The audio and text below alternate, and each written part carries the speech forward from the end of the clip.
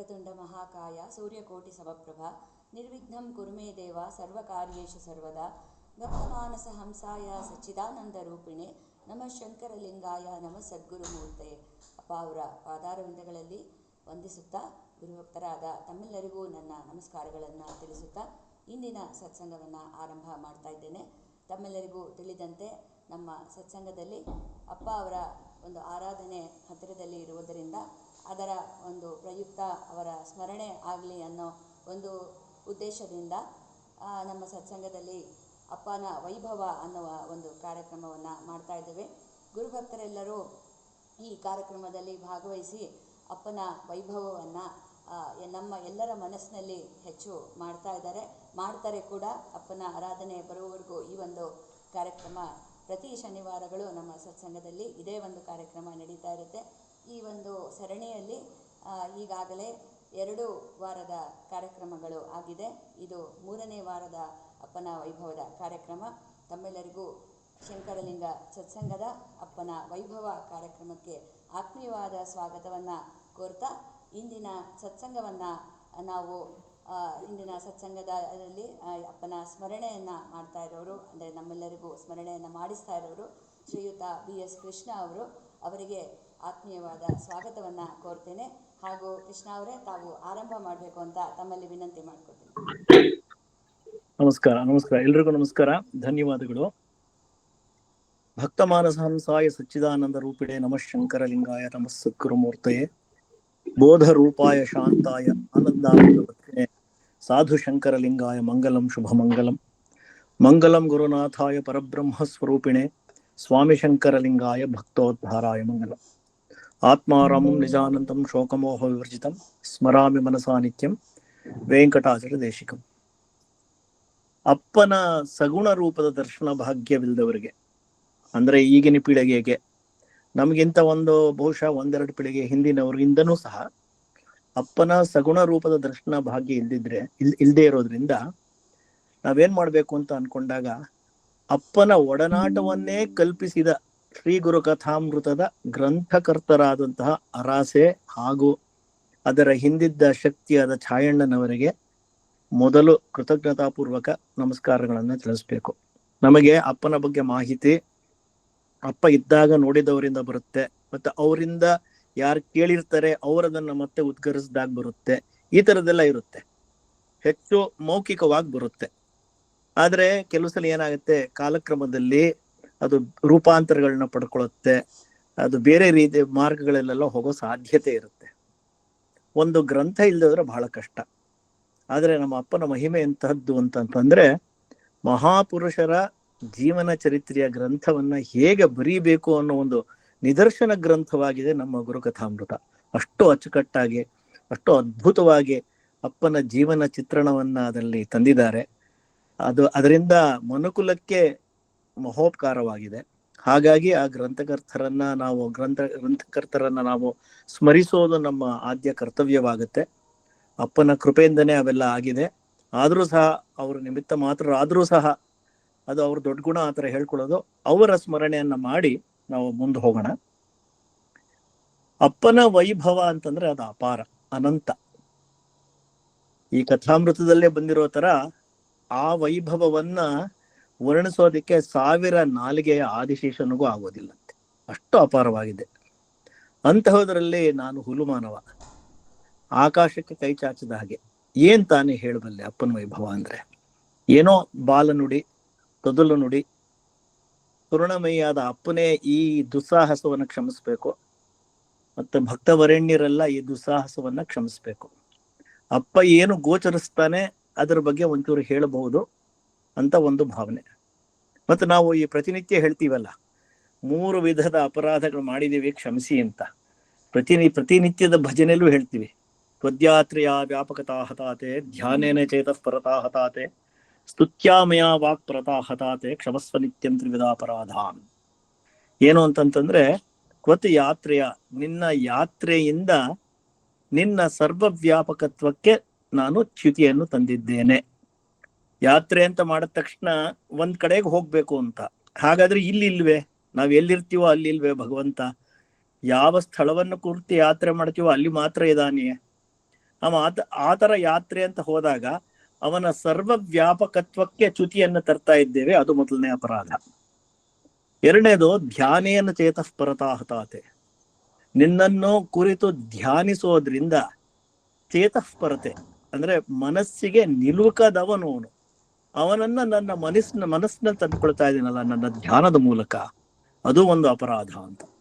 ಮೂರನೇದು ಸ್ತುತ್ಯಾಮಯ ವಾಕ್ಪರತಾಹತಾತೆ, ಮಾತಿಗೆ ನಿಲುಕದಂತಹ ಭಗವಂತ ಅವನನ್ನ ಸ್ತುತಿ ಮಾಡಿ ಅವನ ಗುಣಗಾನ ಮಾಡಿ ಮಾತಿನ ಚೌಕಟ್ಟಿನಲ್ಲಿ ತಂದ್ಬಿಡ್ತೀವಲ್ಲ, ಇದು ಮೂರನೇ ಅಪರಾಧ.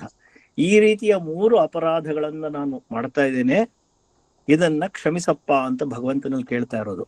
ಅದೇ ರೀತಿ ಅಪ್ಪನ ವೈಭವ ಅನ್ನೋ ಒಂದು ಮಾತಿಗೆ ಎಟುಕಲಾರದಂತಹ ವಸ್ತುವನ್ನ ಮಾತಿನ ಚೌಕಟ್ಟಿನಲ್ಲಿ ಒಂದು ರೀತಿ ಸೀಮಿತ ಮಾಡ್ತಾ ಇರೋದ್ರಿಂದ ಅದೊಂದು ಅಪರಾಧವೇ ಸರಿ.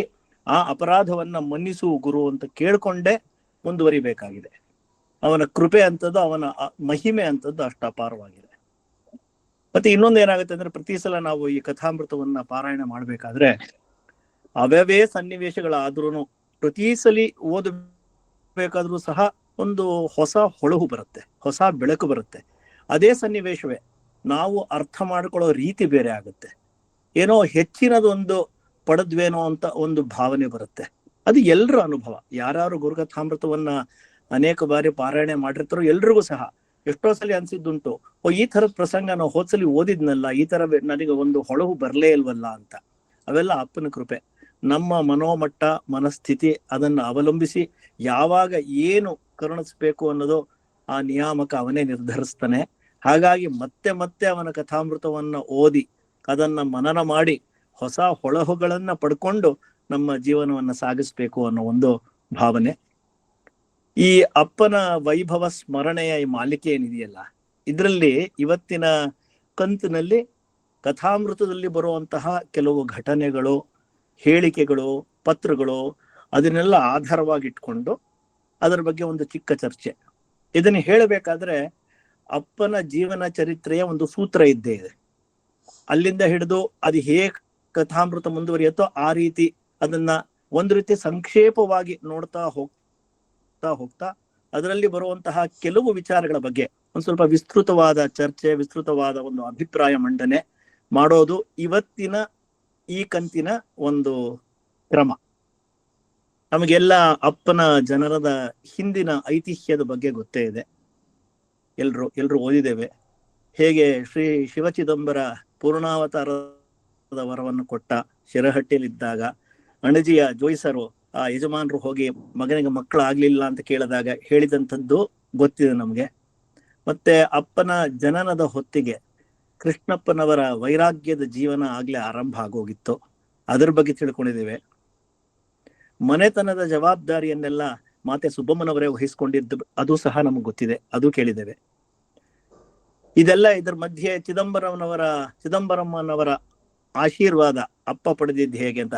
ಚಿದಂಬರಂನವರು ಶಿವರಾತ್ರಿ ದಿನ ಶಿವ ಅಲ್ಲಿ ಕೈಲಾಸದಲ್ಲಿ ಉತ್ಸವ ಇದೆ, ಕರಿತಿಯನ್ನು ಹೋಗ್ಬೇಕು ಅಂತ ಹೇಳಿ ಅಲ್ಲಿ ಹೋಗಿ ಅಣಜಿಯ ಕೆರೆ ಅಂಗಳದ ಬಿಲ್ವ ವೃಕ್ಷದ ಕೆಳಗೆ ಹೋಗಿ ಕೂತು ಎಲ್ಲರನ್ನು ಕರೆದು ಮಾತಾಡಿಸಿ ಅಪ್ಪನನ್ನ ಸುಬ್ಬಮ್ಮನವರಿಂದ ಇಸ್ಕೊಂಡು ತೊಡೆ ಮೇಲೆ ಮಲಗಿಸ್ಕೊಂಡು ಮೈದಡವಿ ಹೇಳಿದ್ದೆಲ್ಲ ಕೇಳಿದ್ದೇವೆ.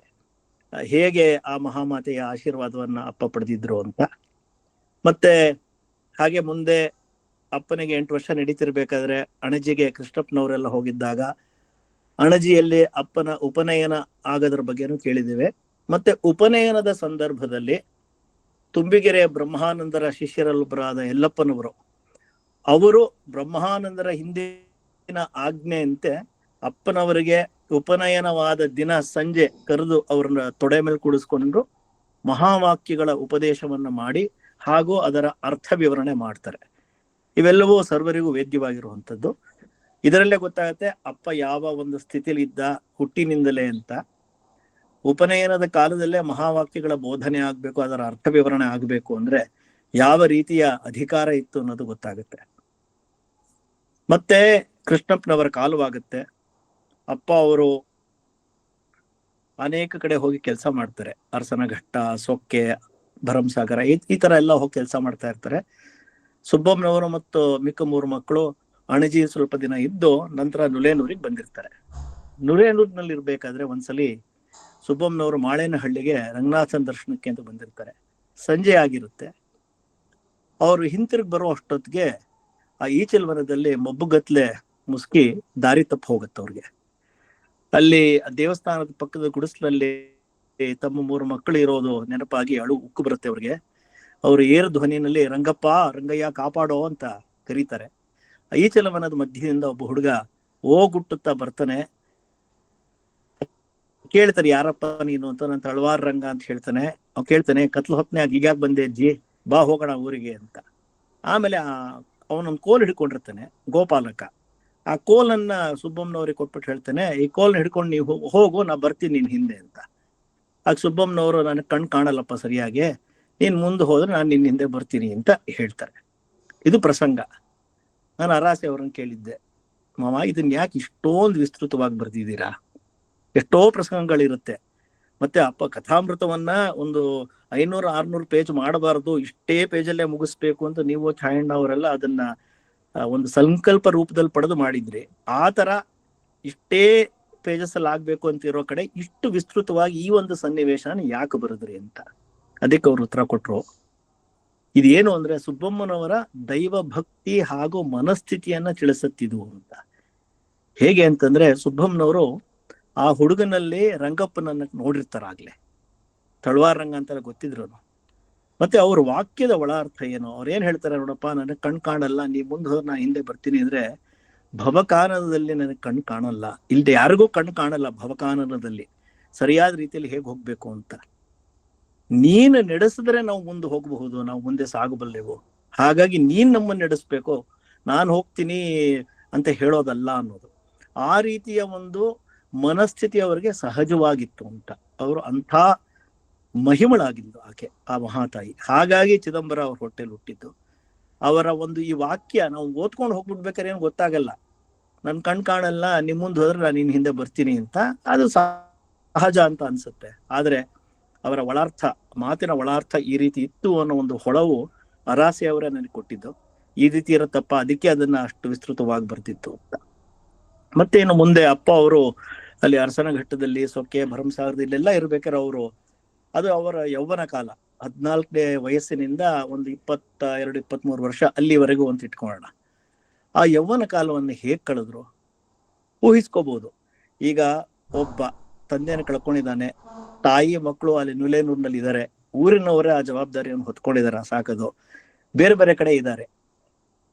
ಒಂದು ದುಡಿಮೆಯ ಕಡೆ ಮನಸ್ಸಿರುತ್ತೆ, ಮತ್ತೆ ಹೇಗೋ ಕಾಲ ನೂಕೋ ಕಡೆ ಮನಸ್ಸಿರುತ್ತೆ. ಆದ್ರೆ ಅಪ್ಪ ಅವರು ತಮ್ಮ ಯೌವನದಲ್ಲೇ ಪುರಾಣ ಇತಿಹಾಸಗಳನ್ನ, ಆಧ್ಯಾತ್ಮಿಕ ಗ್ರಂಥಗಳನ್ನ ಆಳವಾಗಿ ಅಭ್ಯಾಸ ಮಾಡಿ ಮತ್ತು ನಿತ್ಯ ಕರ್ಮಾನುಷ್ಠಾನಗಳನ್ನ ಚಾಚೂ ತಪ್ಪದೆ ಅತ್ಯಂತ ಶ್ರದ್ಧೆಯನ್ನ ಮಾಡಿದ್ದೆ. ಶ್ರಮೆದಮೆಗಳನ್ನ ಅಳವಡಿಸ್ಕೊಂಡಿದ್ದ ಅಪ್ಪ. ಹಾಗಂತ ನಾನು ಇಷ್ಟೆಲ್ಲ ಮಾಡ್ತಾ ಇದ್ದೀನಿ ಅಂತ ಏನೋ ಒಂದು ರೀತಿಯ ಬುರದ್ ಸಹಜ, ಒಂದು ರೀತಿಯ ಅಹಂಕಾರನೋ, ನಾನಿದೇನೋ ಸಾಧಿಸ್ಬಿಟ್ಟಿದ್ದೇನೋ ಅಂತ. ಆದ್ರೆ ಅಪ್ಪ ಹಾಗಲ್ವಲ್ಲ, ಅಪ್ಪ ಅವನ್ ಮಹಾತ್ಮ. ಆ ಶ್ರಮೆದಮೆಗಳನ್ನೆಲ್ಲ ಅಳವಡಿಸ್ಕೊಂಡು ಇಷ್ಟೆಲ್ಲ ಮಾಡ್ತಿದ್ರು ಸರ್ವ ಜೀವಿಗಳಲ್ಲೂ ಅವನು ಸಹಜ ಪ್ರೇಮವನ್ನೇ ತೋರಿಸ್ತಾ ಇದ್ದ. ಮತ್ತೆ ಧರ್ಮಾನುಸಾರವಾಗಿ ನಡೆದು ಏನೇ ಬಂದ್ರು ಜೀವನದಲ್ಲಿ, ಅಪ್ಪ ಪಟ್ಟ ಕಷ್ಟ ಏನ್ ಕಡಿಮೆನಾ? ಏನೇ ಜೀವನದಲ್ಲಿ ಬಂದ್ರು ಇಚ್ಛಾದ್ವೇಷಗಳೇ ಯಾವುದೂ ಇಲ್ದೆ, ಆ ದ್ವಂದ್ವ ಇಲ್ದೇನೆ ಎಲ್ಲವನ್ನ ಸ್ವೀಕರಿಸಿ ಆತ್ಮ ಸಾಕ್ಷಾತ್ಕಾರಕ್ಕಾಗಿ ಹಾತುರಿತಾ ಇದ್ದ ಅಂತ. ಅಪ್ಪ ಯೌವನದಲ್ಲೇ ಇಂತಹ ಸಾಧನೆಯನ್ನ ಮಾಡಿದಂತಹ ಮಹಾಪುರುಷ.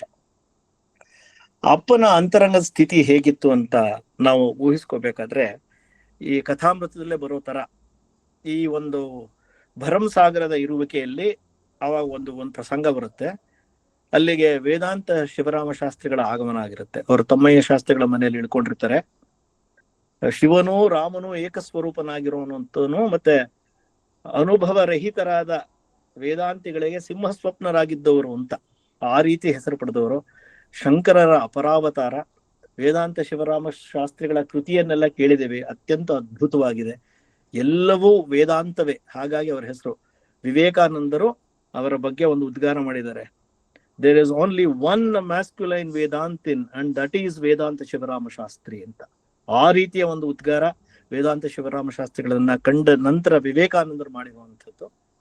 ಅಂತಹ ವೇದಾಂತ ಶಿವರಾಮ ಶಾಸ್ತ್ರಿಗಳು ಭರಮಸಾಗರಕ್ಕೆ ಬಂದಾಗ ಅವರಲ್ಲಿ ಕೂತು ವೇದಾಂತ ಶ್ರವಣ ಮಾಡಿಸ್ತಿರ್ಬೇಕಾರೆ ಅಪ್ಪ ಅವ್ರ ದರ್ಶನಕ್ಕೂ ಹೋದಾಗ ಕುಣಿತಾ ಬಂದು ನರ್ತಿಸ್ತಾ ಬಂದು ಇವ್ರ ಕೈ ಹಿಡ್ಕೊಂಡು ಕರ್ಕೊಂಡು ಹೋಗಿ ಅತ್ಯಂತ ಆನಂದದಿಂದ ಅಪ್ಪನನ್ನ ತೊಡೆ ಮೇಲೆ ಕೂಡಿಸ್ಕೊಂಡು ಅವ್ರ ತಲೆ ಮೇಲೆ ಕೈ ಇಟ್ಟು ಪ್ರಾಪಂಚಿಕರಂತೆ ಕೆಲ ಕಾಲ ಇದ್ದು ದೇಹ ಋಣ ತೀರಿಸಿದ ಮೇಲೆ ಲೋಕೋದ್ಧಾರಕನಾದ ಗುರುವಾಗುವೆ, ನಿನ್ನ ಜ್ಞಾನದ ತೇಜಸ್ಸು ದಿಗಂತದಲ್ಲಿ ಪ್ರಸರಿಸುವುದು ಅಂತ. ಎಂತಹ ಅದ್ಭುತವಾದಂತಹ ಆಶೀರ್ವಾದ. ಅಪ್ಪ ಯಾರು ಏನು ಅನ್ನೋದು ಅವರು ಈ ಒಬ್ಬ ಮಹಾತ್ಮನೇ ಇನ್ನೊಬ್ಬ ಮಹಾತ್ಮನನ್ನು ಗುರುತಿಸಬಲ್ಲ. ಸಾಮಾನ್ಯರು ಗುರುತಿಸೋದಕ್ಕೆ ಬಹಳ ಹೊತ್ತು ಬೇಕಾಗತ್ತೆ. ಏನೋ ಕೃಪೆಯಾಗಿದೆ, ಯಾವುದೋ ಲೌಕಿಕದ ಸಮಸ್ಯೆಯನ್ನು ಪರಿಹರಿಸಿಕೊಟ್ಟಿದ್ದಾರೆ ಅಂದಾಗ ಏನೋ ಒಂಚೂರು ಅನ್ಸತ್ತೆ ವಿನಃ ಸಹಜವಾಗಿ ಗುರುತಿಸುವಂಥದ್ದು ಅದು ನಮ್ಮ ಕೈಯಲ್ಲಿ ಸಾಧ್ಯವಾಗದ ಮಾತು. ವೇದಾಂತ ಶಿವರಾಮ ಶಾಸ್ತ್ರಿಗಳು ಅದನ್ನ ಗುರುತಿಸಿ ಹೇಳಿ ಅದರಿಂದ ಅಪ್ಪನ ಕೀರ್ತಿ ಎಲ್ಲ ಕಡೆ ಹರಡುತ್ತೆ. ಆದ್ರೆ ಅಪ್ಪ ತನ್ನ ಸಾಧನೆಯನ್ನ ಹೇಗೆ ನಡೆಸ್ತಾ ಇದ್ನೋ ಹಾಗೆ ನಡೆಸ್ಕೊತಾ ಹೋಗ್ತಾನೆ. ಇವೆಲ್ಲ ಆಗೋ ಅಷ್ಟೊತ್ತಿಗೆ ಅಪ್ಪನಿಗೊಂದು 22-23 ವರ್ಷ ಆಗಿರುತ್ತೆ. ಮತ್ತೆ ಇಷ್ಟೆಲ್ಲ ಇರುತ್ತಲ್ಲ, ಈಗಿನ ಕಾಲದಲ್ಲಿ ಆಗ್ಲಿ ಏನೋ ಜಾಸ್ತಿ ವೇದಾಂತ ಓದ್ತೀಯೇನೆ, ಆ ಪುಸ್ತಕ ಓದ್ತಾನೆ ಈ ಪುಸ್ತಕ ಓದ್ತಾನೆ ಅಂದ್ರೆ ಅವನಿಗೆ ಮದ್ವೆ ಗಿದ್ವೆ ಬೇಡವೇನೋ, ಯಾವ್ದೋ ಆಶ್ರಮಕ್ಕೆ ಸೇರ್ಬಿಡ್ತೇನೇನೋ, ಈ ತರದ್ದೆಲ್ಲ ಬಹುಶಃ ಆಗ್ಲೂ ವಿಷಯ ಇತ್ತಿತ್ತು ಅನ್ಸುತ್ತೆ. ಆದ್ರೆ ಆ ತರದ್ದೆಲ್ಲ ಏನು ಇರ್ಲಿಲ್ಲ. ಬಹಳ ನಾರ್ಮಲ್ ಆಗಿ ಸಹಜವಾಗಿ ಸಂಬಂಧಿಕರೇ ಒಬ್ರು ಬಂದು ಭರಮಸಾಗರದ ನಂಜುಂಡಪ್ಪನವ್ರ ಹತ್ರ ಕೇಳಿ, ಅವ್ರು ನೀನೇನ್ ಪ್ರಸ್ತಾಪ ಮಾಡ್ಬೇಡ ನಾನೇ ಮಾಡ್ತೀನಿ ಅಂತ ಹೇಳಿ ಸಂಬಂಧದ ಹೆಣ್ಣನ್ನ ತಗೊಂಡು ಬಂದು ವಿವಾಹ ಮಾಡ್ತಾರೆ ಪಾರ್ವತಮ್ಮನವ್ರ ಜೊತೆಗೆ. ಇದೇನಪ್ಪಾ ಅಂತ ಪ್ರಶ್ನೆ ಅಂತಂತಂದ್ರೆ, ಆಧ್ಯಾತ್ಮ ಸಾಧನೆಗೂ ಲೌಕಿಕ ಜೀವನಕ್ಕೂ ಒಂದು ತಾಳೆ ಹಾಕೊಂಡು ಹೋಗ್ಬೋದು. ಒಂದನ್ನು ಬಿಟ್ಟು ಇನ್ನೊಂದು ಮಾಡಬೇಕು ಅಂತ ಏನಿಲ್ಲ, ಒಂದನ್ನು ತೊರೆದೇ ಇನ್ನೊಂದನ್ನು ಮಾಡಬೇಕು ಅಂತ ಏನಿಲ್ಲ. ಅಂತರಂಗದಲ್ಲಿ ಹೇಗೆ ಅದನ್ನ ನಡೆಸ್ಕೊಂಡು ಹೋಗ್ತೀವಿ ಅನ್ನೋದು ಮುಖ್ಯ ವಿನಃ ಇನ್ ಮಿಕ್ಕಿದ್ದೆಲ್ಲ ಅದು ಬಾಹ್ಯಕ್ಕೆ ಅಷ್ಟೇ. ಅದು ಬೇಡ ಇದು ಬೇಡ ಅಂತೆಲ್ಲ. ಈ DVG ಅವ್ರು ಹೇಳ್ತಾರಲ್ಲ, 2 ಕೋಣೆಗಳ ಮಾಡು ನೀ ಮನದಾಲಯದಿ ಅಂತ. 2 ಕೋಣೆಗಳನ್ನ ಮಾಡ್ಕೋಬೇಕಂತೆ. ಒಳಗೆ ಹೊರಗೆ ಲೋಕ ವ್ಯವಹಾರ, ಒಳಗದ್ರ ಉದಾಸೀನ, ವಿರಮಿಸೊಬ್ಬನೇ ಅದರಳು ಮಂಕುತಿಮ್ಮ ಅಂತ ಬರುತ್ತೆ. ಅದು ಒಳಗಿನ ಮನೆಯಲ್ಲಿ ಒಬ್ಬನೇ ವಿರಮಿಸು, ಹೊರಗಿನ ಮನೆಯಲ್ಲಿ ಲೋಕ ವ್ಯವಹಾರವನ್ನ ಮಾಡು ಅಂತ. ಅದು ಖಂಡಿತ ಒಪ್ಪುವಂತಹ ಮಾತು, ಅದೇ ಸರಿಯಾದ ಮಾರ್ಗ. ನಾವು ಅಪ್ಪನ ವಿಚಾರದಲ್ಲಿ ಅದನ್ನೇ ನೋಡ್ತೀವಿ. ಹಾಗಂತ ಬೇರೆಯವರೊಬ್ರು ಗ್ರಂಥ ಓದ್ಬೇಕಾರೆ ಅವ್ರ ಮದ್ವೆ ಬೇಡ ಅಂತಿದ್ರು ಅಂದ್ರೆ ಅದು ತಪ್ಪು ಅಂತಲ್ಲ. ಯಾವುದೇ ಒಂದು ಮನಸ್ಥಿತಿ ಇದ್ರೂ ಸಹ ಅದು ತಪ್ಪು ಅಂತಲ್ಲ. ಆ ಮನಸ್ಥಿತಿಯ ಬೇಸ್ ಇಟ್ಕೊಂಡೇನೆ ಸಾಧನೆಯಲ್ಲಿ ಮುಂದುವರಿಬಹುದು ಅಂತ ಅನೇಕ ಮಹಾತ್ಮರು ಅನೇಕ ಸನ್ನಿವೇಶಗಳಲ್ಲಿ ಜನ್ಮ ತಾಳಿ ಸಾಕ್ಷಾತ್ಕಾರವನ್ನ ಪಡೆದು ತೋರಿಸ್ಕೊಟ್ಟಿದ್ದಾರೆ. ಇವು ಯಾವುವು ಭಗವಂತನ ಪ್ರಾಪ್ತಿಗೆ ಸಾಕ್ಷಾತ್ಕಾರಕ್ಕೆ ಅಡ್ಡಿಯಾಗುವಂತವ ಅಲ್ಲ ಅಂತ ಹೇಳೋದಿಕ್ಕೇನೆ ಅವರವರ ಮತ್ತೆ ಮತ್ತೆ ಹುಟ್ಟು ಬಂದು ಈ ರೀತಿಯ ವಿಭಿನ್ನವಾದ ಒಂದು ಸನ್ನಿವೇಶಗಳಲ್ಲಿ ಹುಟ್ಕೊಂಡ್ಬಂದು ಇವನ್ನೆಲ್ಲ ತೋರಿಸಿದ್ದಾರೆ. ಇಲ್ಲಿ ಅಪ್ಪ ಅವರು ವಿವಾಹವಾಗ್ತಾರೆ. ಇನ್ನೊಂದು ಒಳ್ಳೆ ವಿಷಯ ಅಂತಂದ್ರೆ, ವಿವಾಹ ಆಗಿರುತ್ತೆ, ಆಗ್ಲೇ ಹೇಳಿದೆ ಯೌವನ ಅಂತ. ಈ ಯೌವನ ವಿವಾಹ ಆಗಿದೆ ಅಂದ್ರೆ ಎಷ್ಟು ಹಾತುರಿತಾ ಇರ್ತಾರೆ ಅಲ್ವಾ, ಸಾಮಾನ್ಯವಾಗಿ ದಾಂಪತ್ಯ ಜೀವನ ಅಂತ. ಆದ್ರೆ ಅಪ್ಪ ಅವರು ಹೆಂಡತಿಯನ್ನ ಕರ್ಕೊಂಬಂದು ಮನೆ ಮಾಡ್ಲಿಲ್ಲ ಅನ್ನೋ ಒಂದು ಆಕ್ಷೇಪ ಬರುತ್ತೆ ವಿವಾಹ ಆಗಿದ್ರು ಅಂತ. ಅಪ್ಪ ಅವ್ರ ಕಿವಿಗೆ ಆ ವಿಷಯ ಬೀಳುತ್ತೆ. ಅವ್ರು ಏನ್ ಹೇಳ್ತಾರೆ, ಈ ವಿಷಯ ನನಗೂ ಗೊತ್ತಿದೆ, ಆದ್ರೆ ಆಧ್ಯಾತ್ಮ ಸಾಧನೆ ಒಂದು ಮಟ್ಟಕ್ಕೆ ಬರೋವರೆಗೂ ಅಂದ್ರೆ ಇನ್ನೊಂದು ವರ್ಷ ಕಾಲ ಅದಕ್ಕೆ ಗಮನ ಕೊಡೋದಿಲ್ಲ ಅಂತ. ಇದು ಧೀರರ ಮಾತು ಅಂತಂದ್ರೆ.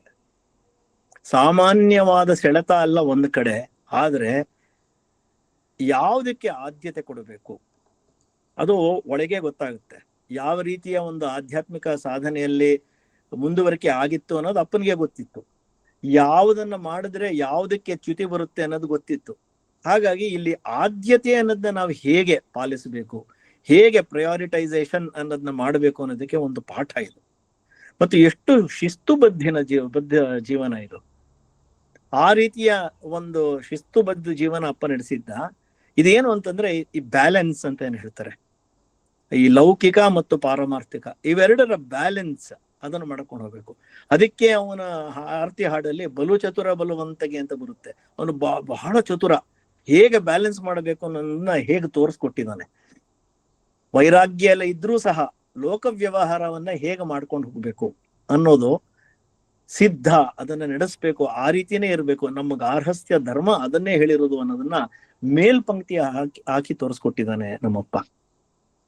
ಅವರು ಈ ಒಂದು ವರ್ಷ ಕಾಲ ಏನ್ ಹೇಳಿರ್ತಾರೆ, ಅಧ್ಯಾತ್ಮ ಈ ಪ್ರಗತಿ ಒಂದು ಹಂತದವರೆಗೂ ಬರೋವರೆಗೂ ನಾ ಅದ್ರ ಬಗ್ಗೆ ಯೋಚನೆ ಮಾಡಿರೋದಿಲ್ಲ ಅಂತ. ಆ ಒಂದು ವರ್ಷದ ಸಮಯದಲ್ಲೇ ಅವರ ಎಷ್ಟೋ ಆಧ್ಯಾತ್ಮಿಕ ಪ್ರಕ್ರಿಯೆಗಳು ಒಂದು ಹಂತ ಪಡೆದು ಅವರಿಗೆ ಅನೇಕ ಯೋಗ ಸಿದ್ಧಿಗಳು ಬರ್ತವೆ. ಅದೇ ಸಮಯದಲ್ಲಿ ಅವರು ಅಣಜಿಗೆ ಹೋಗಿ ಬರ್ಬೇಕಾದ್ರೆ ಮಧ್ಯ ಹಳ್ಳಿಗಳಲ್ಲಿ ಸಿಕ್ತಿದ್ದಂತಹ ಕಡೆ ತಂಗ್ತಿರ್ಬೇಕಾದ್ರೆ ಅಲ್ಲಿ ಜನಕಂಟಕರಾಗಿದ್ದ ವಾಮಾಚಾರಿಗಳಿದ್ರೆ ಇವ್ರು ಬರ್ತಾರೆ ಅಂದ್ರೆ ಅಲ್ಲಿಗೂ ಹೊಡೋಗ್ಬಿಟ್ಟಿರ್ತಿದ್ರಂತೆ, ತಡಿಯಕ್ ಆಗ್ತಿರ್ಲಿಲ್ಲ, ಅಂತಹ ಶಕ್ತಿ ತಪ್ಪಂಗೆ ಅಂತ. ಆ ರೀತಿಯ ಒಂದು ಸ್ಟೇಜಿಗೆ ತಂದು ಆಧ್ಯಾತ್ಮ ಸಾಧನೆ ಅದನ್ನೆಲ್ಲ ನಂತರ ಅವರು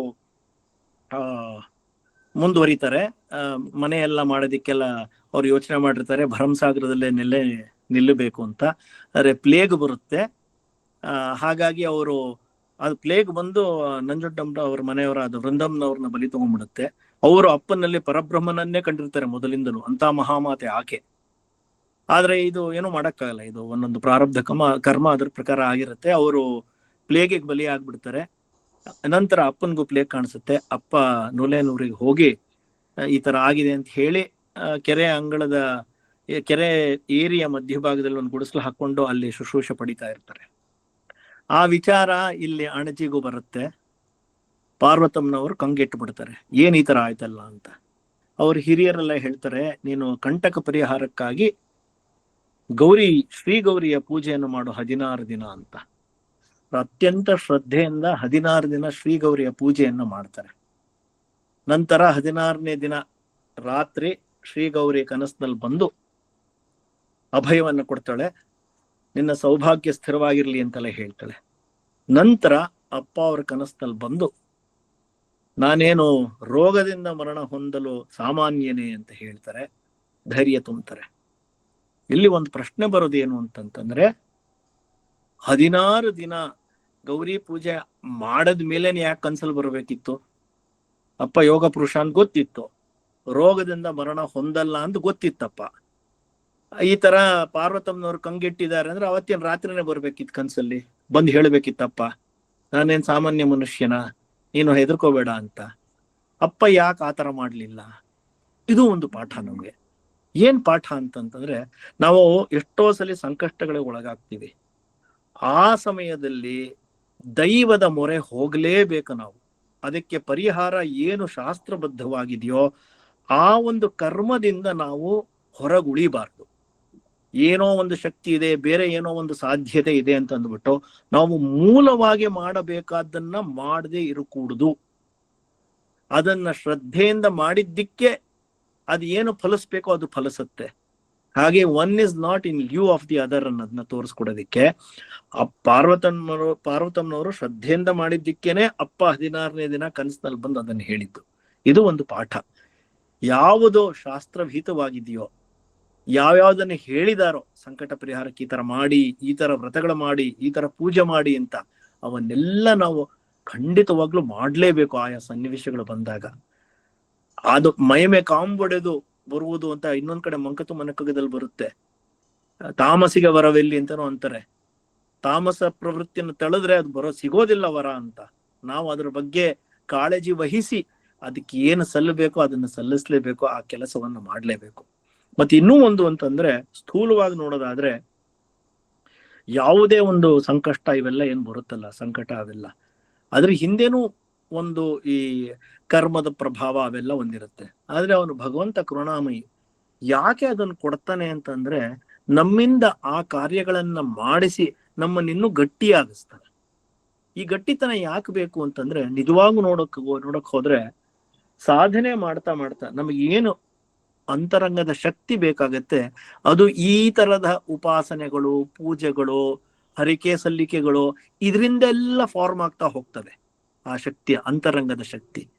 ಈಗ ಹೇಗೆ ಒಂದು ಮಡಿಕೆನಲ್ಲಿ ನಾವು ನೀರು ತುಂಬಬೇಕು ಅಂದ್ರೆ, ಮಡಿಕೆ ಹಸಿ ಇದ್ದಾಗ ಆಗಲ್ಲ, ಅದು ಏನೇ ಆದ್ರೂ ಆ ಮಡಿಕೆ ಸುಟ್ಟಿರ್ಬೇಕು, ಅವಾಗ್ಲೇನೆ ಅದು ನೀರನ್ನ ಭರಿಸಕ್ ಸಾಧ್ಯ. ಆ ಮಡಿಕೆಯ ಸುಡುವಿಕೆ ಅನ್ನೋದೇನಿದೆಯಲ್ಲ, ಈ ತರದ ಸನ್ನಿವೇಶಗಳು ಬಂದಾಗ ಅದಾಗದು. ಕಥಾಮೃತದಲ್ಲಿ ಒಂದ್ ಕಡೆ ಬರುತ್ತೆ, ಯಸ್ಯಾನುಗ್ರಹಂ ಇಚ್ಛಾಮಿ ತಸ್ಯ ವಿತ್ತಂ ಹರಾಮ್ಯಹಂ ಅಂತ. ಯಾರ ಅನುಗ್ರಹವನ್ನ ನಾನು ಇಚ್ಛಿಸುತ್ತೇನೋ ಅವನಿಗೆ ಕಷ್ಟಗಳನ್ನ ಕೊಡ್ತೇನೆ ಅಂತ. ಯಸ್ಯಾನುಗ್ರಹಂ ತಸ್ಯ ವಿತ್ತಂ ಹರಾಮ್ಯಹಂ, ಅವನ ದುಡ್ಡನ್ನ ನಾನು. ಒಂದು ನಿಮಿಷ ಕೃಷ್ಣ ಅವರು, ಸಾರಿ, ಉಷಾ ಅವರು ಮ್ಯೂಟ್ ಮಾಡ್ಕೊಳ್ಳಿ ದಯವಿಟ್ಟು. ಉಷಾ ಮ್ಯೂಟ್ ಮಾಡ್ಕೊಳ್ಳಿ. ಹಾ, ಧನ್ಯವಾದಗಳು ಉಷಾ ಅವರಿಗೆ. ಕೃಷ್ಣ ಅವರು ಮುಂದುವರಿಸಿ. ಯಾರ ಅನುಗ್ರಹವನ್ನು ನಾನು ಬಯಸ್ತೀನೋ ಅವನಿಗೆ ನಾನು ಅವನ ದುಡ್ಡನ್ನು ಅಪಹರಿಸ್ತೀನಿ. ದುಡ್ಡು ಅಂತಂದ್ರೆ ಅಲ್ಲಿ ಬರೀ ದುಡ್ಡು ಅಂತಲ್ಲ, ಕಷ್ಟಗಳನ್ನು ಕೊಡ್ತೇನೆ ಅಂತ. ನಾವೇ ಯೋಚಿಸಬಹುದು, ಎಲ್ಲವೂ ಸುಗಮವಾಗಿದ್ರೆ ಎಷ್ಟರ ಮಟ್ಟಿಗೆ ನಾವು ಭಗವಂತನನ್ನು ಧ್ಯಾನಿಸ್ತೇವೆ, ಎಷ್ಟರ ಮಟ್ಟಿಗೆ ಆಳವಾಗಿ ಆ ಒಂದು ಸಾಧನಾ ಕ್ರಮಕ್ಕೆ ಹೋಗ್ತೇವೆ. ವಿರಳ. ಆದ್ರೆ ಏನೋ ಒಂದು ರೀತಿಯ ಒಂದು ಶಾರ್ಟ್ ಕಮಿಂಗ್, ಅದು ಸಿಗಬೇಕಿತ್ತು, ಮತ್ತೊಂದು ಮಾಡಬೇಕಿತ್ತು ಅಂತ ಅಂದಾಗ ಮೊರೆ ಹೋಗ್ತೀವಿ. ಕಾರಣ ಅದಾಗಿರಬಹುದು. ಆದ್ರೆ ಮೊರೆ ಹೋಗಕ್ ಶುರು ಮಾಡಿ ಅವನ ವಲಯದಲ್ಲಿ ನಾವಿರ್ತೀವಲ್ಲ, ಅವನ ಹತ್ತಿರ ಹೋಗ್ಬೇಕು ಅನ್ನೋ ಹಂಬಲ ಕ್ರಿಯೇಟ್ ಆಗುತ್ತಲ್ಲ, ಅದು ನಂತರದಲ್ಲಿ ನಮಗೆ ಇದು ಬೇಕು ಅದು ಬೇಕು ಅನ್ನೋದನ್ನ ಮೀರಿ ಅವ್ಯಾಜವಾಗಿ ಅವನ ಒಂದು ಮೊರೆ ನಾವು ಹೋಗಬೇಕು, ಅವನ ಒಂದು ವಲಯ ನಮ್ಗೆ ಬೇಕು ಅಂತ ಅನ್ಸಕ್ ಶುರು ಆಗತ್ತೆ. ಅದು ಆಗಲಿ ಅಂತಾನೆ ಇವೆಲ್ಲ ಇರ್ತವೆ. ಹಾಗಾಗಿ ಇಲ್ಲಿ ಅಪ್ಪ ಅವರ ಮನೆಯವರ ಒಂದು ಆ ವ್ರತದ ಫಲವಾಗಿ ಆ ವ್ರತವನ್ನು ಮಾಡಬೇಕು, ವ್ರತದ ಬದಲಾಗಲ್ಲ ಅಂತ ತೋರ್ಸೋದಿಕ್ಕನೆ, ಆ ನಿದರ್ಶನಕ್ಕಾಗಿಯೇ ಇದನ್ನೇ ಹೇಳಲಾಗಿದೆ ಅಂತ ನನಗನ್ಸಿದ್ದು. ಹಾಗಾಗಿ ಅವರು 16 ದಿನಗಳ ಗೌರಿ ವ್ರತವನ್ನು ಮಾಡಿದ ನಂತರ ಕನಸಿನಲ್ಲಿ ಬಂದು ಅಪ್ಪ ಅವರಿಗೆ ಅಭಯವನ್ನ ಕೊಟ್ಟ. ನಂತರ ಅಪ್ಪ ನುಲೇನೂರ್ನಿಗೆ ಬಂದು ಒಂದು ಮನೆ ಮಾಡಿ ಅಲ್ಲಿ ನೆಲೆಸಿ ವ್ಯವಹಾರಗಳನ್ನೆಲ್ಲ ಅವರು ಬಹಳ ಚೆನ್ನಾಗಿ ನಿರ್ವಹಿಸ್ತಾ ಇರ್ತಾರೆ. ತಮ್ಮನ ಮದುವೆ ಮಾಡ್ತಾರೆ, ತಂಗಿಯ ಮದುವೆ ಮಾಡ್ತಾರೆ, ಜಮೀನನ್ನು ಕೊಂಡ್ಕೊಳ್ತಾರೆ, ವ್ಯವಸಾಯವನ್ನ ಶುರು ಮಾಡ್ತಾರೆ. ಶಾನುಭೋಗಿಕೆಯ ಕೆಲಸನೋ ಜವಾಬ್ದಾರಿನೋ ಅವ್ರಿಗಿರುತ್ತೆ, ಅದು ಸಹ ಮಾಡ್ತಾ ಇರ್ತಾರೆ. ಅಪ್ಪ ಅವರು ನಡೆಸಿದಂತಹ ಗಾರ್ಹಸ್ಥ್ಯ ಧರ್ಮ ಅದು ಮೇಲ್ಪಂಕ್ತಿ. ಧರ್ಮಾನುಸಾರವಾಗಿದ್ದು, ಅಚ್ಚುಕಟ್ಟಾಗಿದ್ದು, ಪಂಚ ಮಹಾಯಜ್ಞಗಳನ್ನ ಅಪ್ಪ ಸರಳವಾಗಿ ಅವಿರತವಾಗಿ ಮಾಡ್ತಾ ಇದ್ದ. ದೇವಯಜ್ಞ, ಪಿತೃಯಜ್ಞ, ಬ್ರಹ್ಮಯಜ್ಞ, ಭೂತಯಜ್ಞ ಮತ್ತೆ ಮನುಷ್ಯ ಯಜ್ಞ. ಇವೆಲ್ಲವನ್ನ ಅಪ್ಪ ನಾವು ನೋಡಿದ್ರೆ ಆ ಕಥಾಮೃತದಲ್ಲೇ ಬರುತ್ತೆ, ಹೇಗೆ ದೇವತಾರ್ಚನೆ, ನಿತ್ಯ ನೈಮಿತ್ತಿಕ ಕರ್ಮ ಒಂದು ಚಾಚೂ ತಪ್ಪದೆ ನಡೆಸ್ತಾ ಇದ್ದಿದ್ದು. ಮತ್ತೆ ಅಲ್ಲಿ ನುಲೇನೂರ್ನಲ್ಲಿ ಮತ್ತೆ ಮಾಳೇನಹಳ್ಳಿನಲ್ಲಿ ದೇವಸ್ಥಾನಗಳಲ್ಲಿ ದೇವರ ಪೂಜೆ ನಿರಂತರವಾಗಿ ನಡೆಯೋ ತರ, ನಂದಾದೀಪದ ಒಂದು ವ್ಯವಸ್ಥೆ, ಇವನ್ನೆಲ್ಲ ತಮ್ಮಿನ ತಾವೇ ನಡೆಯುವಂತಹ ಒಂದು ಕ್ರಿಯೆನೆಲ್ಲ ಅಪ್ಪ ಮಾಡಿಸ್ತಾರೆ, ಆ ಸೇವೆನೆಲ್ಲ ಮಾಡಿಸ್ತಾನೆ. ದೇವಯಜ್ಞವನ್ನ ಅಪ್ಪ ಎಷ್ಟು ಅಚ್ಚುಕಟ್ಟಾಗಿ ಮಾಡ್ತಾ ಇತ್ತು. ಪಿತೃಯಜ್ಞ ಹೇಳಲೇಬೇಕಾಗಿಲ್ಲ. ಕೃಷ್ಣಪ್ಪನವರ ಮೊದಲನೇ ವಾರ್ಷಿಕ ಅಂತ ಬರ್ತಿದ್ದಾಗ್ಲೇನೆ 15 ರೂಪಾಯಿ ತಂದು ತಾಯಿ ಕೊಟ್ಟು ನಮಸ್ಕಾರ ಮಾಡಿ, ಅಂದ್ರೆ ಅದ್ರ ಬಗ್ಗೆ ಎಷ್ಟು ಒಂದು ಗಮನ ಇತ್ತು, ಅದರ ಬಗ್ಗೆ ಎಷ್ಟು ಒಂದು ತುಡಿತ ಇತ್ತು, ಆ ಪಿತೃಯಜ್ಞ ಸರಿಯಾಗಿ ನೆರವೇರ್ಬೇಕು ಅನ್ನೋದು. ಅದು ಅವ್ರು ಗೃಹಸ್ಥರಾಗೋ ಮೊದ್ಲೇನೆ, ಗೃಹಸ್ಥರಾದ್ಮೇಲಂತೂ ಇನ್ನು ಆ ವ್ಯವಸ್ಥಿತವಾದ ಒಂದು ಜೀವನ ಅಂದ್ರೆ ಹೇಳಲೇಬೇಕಾಗಿಲ್ಲ. ಪಿತೃಯಜ್ಞ, ಬ್ರಹ್ಮಯಜ್ಞ, ಅವರು ಯಾವ ರೀತಿಯ ಆರ್ಷೇಯ ಸಂಪ್ರದಾಯವಿದೆ ಅದಕ್ಕೆ ಒಂದು ಚೂರು ಚ್ಯುತಿ ಬರದ ಹಾಗೆ ಯಾವ ಪಾಠವನ್ನು ಕಲ್ತಿದ್ರು, ಈ ಅಧ್ಯಯನ ಅಧ್ಯಾಪನ ಅನ್ನೋದೇನು ಹೇಳ್ತಾರೆ ಅದನ್ನ ಅಚ್ಚುಕಟ್ಟಾಗಿ ಮಾಡ್ಕೊಂಡು ಹೋಗ್ತಾ ಇದ್ದಿದ್ದಪ್ಪ. ಮತ್ತೆ ಮನುಷ್ಯ ಯಜ್ಞ, ಅತಿಥಿ ಸತ್ಕಾರದಲ್ಲಿ ಅಪ್ಪನ ರೀತಿ ಅತಿಥಿ ಸತ್ಕಾರ ಮಾಡಿದ್ದು ಅದ್ರ ಬಗ್ಗೆ ನಾವು ಕೇಳೇ ಇಲ್ಲ. ಆ ರೀತಿ ಇದೆ, ಯಾರೇ ಬಂದ್ರು ಅಂಥ ಆತಿಥ್ಯ. ಇನ್ನು ಅವ್ರನ್ನ ಸತ್ಕಾರ ಮಾಡಿ ಅವರಿಗೆ ಭೋಜನ ಮಾಡಿಸಿ ಮತ್ತೆ ಬರೋ ತರ ಹೇಳಿ ಕಳಿಸಿ, ಈ ಅತಿಥಿಗಳು ಶ್ರೋತ್ರಿಯರು ಮತ್ತೆ ಸಾಧಕರು ಅಂತ ಆಗ್ಬಿಟ್ಟಿದ್ರಂತೂ ಅಚ್ಚುಮೆಚ್ಚು ಅಪ್ಪನಿಗೆ. ಮುಮುಕ್ಷುಗಳು ಅಂತ ಆಗ್ಬಿಟ್ರಂತೂ ಅವ್ರು ಬಂದಾಗ ಪರಿಚರ್ಯೆ ಮಾಡಿ ಅವರಿಗೆ ಎಲ್ಲಾ ರೀತಿಯ ಒಂದು ಉಪಚಾರ ಮಾಡಿ, ಅವ್ರು ಹೊರಡ್ಬೇಕಾದ್ರೆ ಸಿಹಿ ಔತಣ ಮಾಡಿಸಿ ಕೈ ತುಂಬ ದಕ್ಷಿಣೆ ಕೊಟ್ಟು ಅವರ ಅನುಭವದ ಸಾರವನ್ನೇ ಅಪ್ಪ ಹಿರ್ತಿದ್ದ ಅಂತೆ. ಅದನ್ನೆಲ್ಲ ಮಾಡೇ ಬಹುಶ್ರುತನಾಗಿದ್ದ ಅಪ್ಪ ಅಂತ. ಹಾಗಾಗಿ ಮನುಷ್ಯ ಯಜ್ಞ, ಇನ್ನು ಭೂತಯಜ್ಞ ಕೇಳಲೇಬೇಕೆ. ಪಶು ಪ್ರಾಣಿ ಪಕ್ಷಿ ಎಲ್ಲವನ್ನ ಅವರು ತನ್ನ ಸ್ವರೂಪವನ್ನೇ ಎಲ್ಲವನ್ನು ಅವನಾಗ್ಲೇ ನೋಡ್ತಾ ಇದ್ದಿದ್ರಿಂದ ಅದು ಸಹಜವಾಗಿ ನಡೀತು ಅಂತ. ಆದ್ರೆ ಗಾರ್ಹಸ್ಥ್ಯ ಧರ್ಮವನ್ನ ತುಂಬಾ ಅಚ್ಚುಕಟ್ಟಾಗಿ ಅದ್ಭುತವಾಗಿ ಒಂದು ನಿದರ್ಶನವಾಗಿ ನಡೆಸಿದ್ದು ಅಪ್ಪ. ಅದನ್ನ ನಾವು ಕಥಾಮೃತದಲ್ಲಿ ಓದ್ತಿರ್ಬೇಕಾದ್ರೆ ನಮಗೆಲ್ಲ ಅದು ಒಂದು ಅನ್ಸುತ್ತೆ, ಆ ಭಾವನೆ ಬಂದೇ ಬರುತ್ತೆ, ಆ ರೀತಿ ನಡೆಸ್ತಿದ್ದ ಅಪ್ಪ ಅಂತ. ಇನ್ನು ಅಪ್ಪ ಏನೇ ಮಾಡಿದ್ರು ಎಲ್ಲಾ ಕೆಲಸಗಳನ್ನು ಯಾವ ರೀತಿಯ ಕೆಲಸ ಮಾಡ್ಬೇಕಾದ್ರೂ ಅವು ಆಧ್ಯಾತ್ಮ ಸಾಧನೆಗೆ ಅನುಕೂಲವಾಗುವ ತರಾನೇ ಮಾಡ್ತಿರ್ತಿದ್ದ. ಆ ಸ್ನೇಹಿತರಾಗಿರ್ಬಹುದು, ಆ ಇದರಲ್ಲೆಲ್ಲ ವ್ಯವಹಾರ ಶುರು ಮಾಡಾದ್ಮೇಲೆ ದಾವಣಗೆರೆ ಮತ್ತೆ ಬೇರೆ ಹೊಳಲ್ಕೆರೆಯಲ್ಲೆಲ್ಲ ಮಳಿಗೆಗಳನ್ನೆಲ್ಲ ಹಾಕ್ಸಿದ್ದ ಅಪ್ಪ. ಅಲ್ಲಿಗೆ ಹೋಗ್ ಬರ್ಬೇಕಾದ್ರೂ ಸಹ ಈ ದುಮ್ಮಿ ನಂಜುಂಡಪ್ಪನವರು, ಸಕ್ಕರೆ ಮೂಟೆ ನಂಜುಂಡಯ್ಯನವರು, ಈ ತರದ ಎಲ್ಲಾ ಶ್ರೋತ್ರಿಯರೇ, ಎಲ್ಲರೂ ಮುಮುಕ್ಷುಗಳೇ ಅಂತವರೇ ಸೇರ್ತಾ ಇದ್ದಿದ್ದು. ಚರ್ಚೆಗಳೇ ನಡೀತಾ ಇದ್ದಿದ್ದೇ ಬರೀ ವೇದಾಂತ ವಿಚಾರವೇ. ಏನೇ ಮಾಡ್ತಾ ಇದ್ರು, ಲೌಕಿಕ ನಡೀತಾ ಇದ್ರು, ಅದರ ತಳಹದಿ ಮಾತ್ರ ಆಧ್ಯಾತ್ಮವೇ ಆಗಿತ್ತು. ಆಧ್ಯಾತ್ಮದ ಒಂದು ಶ್ರದ್ಧೆ ಆಗಿದ್ದಿದ್ರಿಂದನೇ ಏನೇ ಮಾಡಿದ್ರು ಅದಕ್ಕೊಂದು ಆ ನೆಲೆ ಇರ್ತಿತ್ತು.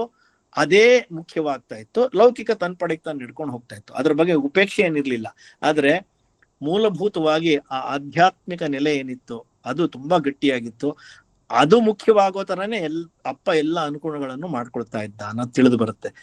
ತುಂಬಿಗೆರೆಯಲ್ಲಿ ಹೋಗಿ ತಂಗಿರ್ಬೇಕಾದ್ರೂ ಅಷ್ಟೇ ಎಲ್ಲ ಬರುತ್ತೆ ಕಥಾ ಪ್ರಸಂಗದಲ್ಲಿ. ಅವರು ಒಳಗಡೆ ಕೂತು ವೇದಾಂತ ವಿಚಾರ ಮಾಡ್ತಿರ್ಬೇಕಾದ್ರೆ ನಡು ಮನೆಯಲ್ಲಿ ಸಂಧ್ಯಾವಂದನೆ ಮಾಡ್ತಾ ಇರ್ತಾರೆ. ಅವ್ರು ಸಂಧ್ಯಾವಂದನೆ ನಿಂತೇ ಹೋಗುತ್ತೆ ಅಲ್ಲಿಗೇನೆ, ಅಷ್ಟು ಸವಿ ಇರುತ್ತೆ ಆ ವೇದಾಂತ ವಿಚಾರದಲ್ಲಿ. ಹಾಗೆ ಕೇಳ್ತಾ ಕೂತ್ಬಿಟ್ಟಿರ್ತಾರೆ ಆ ರೀತಿ. ಹಾಗಂತ ಅವರು ವ್ಯವಹಾರ ಏನು ಹಿಂದಕ್ಕೆ ತಳ್ಳಿಲ್ಲ ಅಂತಲ್ಲ, ಅದ್ಭುತ ವ್ಯವಹಾರ ದಕ್ಷ. ಒಂದು ಕಡೆ ಬರುತ್ತೆ, ಅಲ್ಲಿ ಹೇಳ್ತಾರೆ ಒಬ್ಬ, ಅಲ್ಲ ರಂಗಪ್ಪ ನೀನ್ ಇಲ್ಲಿ ಈ ತಿಮ್ಮಪ್ಪ ವರಾಹಸ್ವಾಮಿನ ಬೆಟ್ಟದ ಮೇಲೆ ಒಂಚೂರು ಜಾಗ ಕೇಳಿ ಬಂದು ನೆಲೆಸ್ದ, ಆಮೇಲೆ ತನ್ನ ಬೆಟ್ಟನೇ ತಂದಾಗ ಮಾಡ್ಕೊಂಡ್ಬಿಟ್ಟು ಅದೇ ತರ ಈ ನುಲೇನಲ್ಲಿ ಹನುಮಪ್ಪನ ಗುಡಿನಲ್ಲಿ ಬಂದು ಸೇರಿದವನು ಈಗ 80 ಎಕರೆ ಜಮೀನ್ ಮಾಡಿದೀಯ ನೋಡು ಅಂತ. ಈ 80 ಎಕರೆ ಜಮೀನ್ ಮಾಡೋದೇನು ಸುಲಭನ? ವ್ಯವಹಾರ ದಕ್ಷತೆ ಇಲ್ಲದೆ ಹೋದ್ರೆ ಅದು ಸಾಧ್ಯವೇ ಇಲ್ಲ, ಸಾಧ್ಯವೇ ಇಲ್ಲ. ಆ ವ್ಯವಹಾರ ದಕ್ಷತೆ ಇದ್ದೇ ಇತ್ತು. ಹಾಗಂತ ಅದೇನು ಆಧ್ಯಾತ್ಮ ಸಾಧನೆ, ಆಧ್ಯಾತ್ಮ ಪ್ರಗತಿನೇನು ಬಲಿ ತಗೊಳ್ಳಿಲ್ಲ. ಇದು ಒಂದು ಮೇಲ್ಪಂಕ್ತಿನೇ. ಯಾವ ಕಾರಣವೂ ಒಡ್ಡೋದಿಕ್ಕೆ ಯಾರಿಗೂ ಅಧಿಕಾರ ಇಲ್ಲ. ನಾವು ಭಗವಂತನ ಧ್ಯಾನ ಮಾಡದೇ ಇರೋದಕ್ಕಾಗ್ಲಿ, ಆಧ್ಯಾತ್ಮ ಸಾಧನೆ ಮಾಡದೇ ಇರೋದಕ್ಕಾಗ್ಲಿ, ಅವೆಲ್ಲವೂ ನೆಪ. ಮಾಡಬೇಕು ಅಂತಿದ್ರೆ ಖಂಡಿತ ಆಗತ್ತೆ. ವ್ಯವಹಾರ ಏನು ಹಿಂದಕ್ಕೆ ಬಿಡಲ್ಲ, ಅದು ಸಹ ಸರಿಯಾಗಿ ನಡ್ಕೊಂಡು ಹೋಗುತ್ತೆ ಅನ್ನೋದು. ಈ ಅಪ್ಪ ಇಲ್ಲಿ ನುಲೇನಲ್ಲಿ ಇರ್ಬೇಕಾರೆ ಅನೇಕ ಕೆಲಸಗಳನ್ನೆಲ್ಲ ಮಾಡ್ತಿರ್ಬೇಕಾರೆ ಅದು ಗೀತಾ ಸಪ್ತಾಹಗಳನ್ನು ಅವಾಗ ಅಪ್ಪ ನಡೆಸ್ತಿದ್ದ ಅಂತ. ಅದು ಅದ್ಭುತವಾಗಿ ನಡೀತಾ ಇತ್ತು.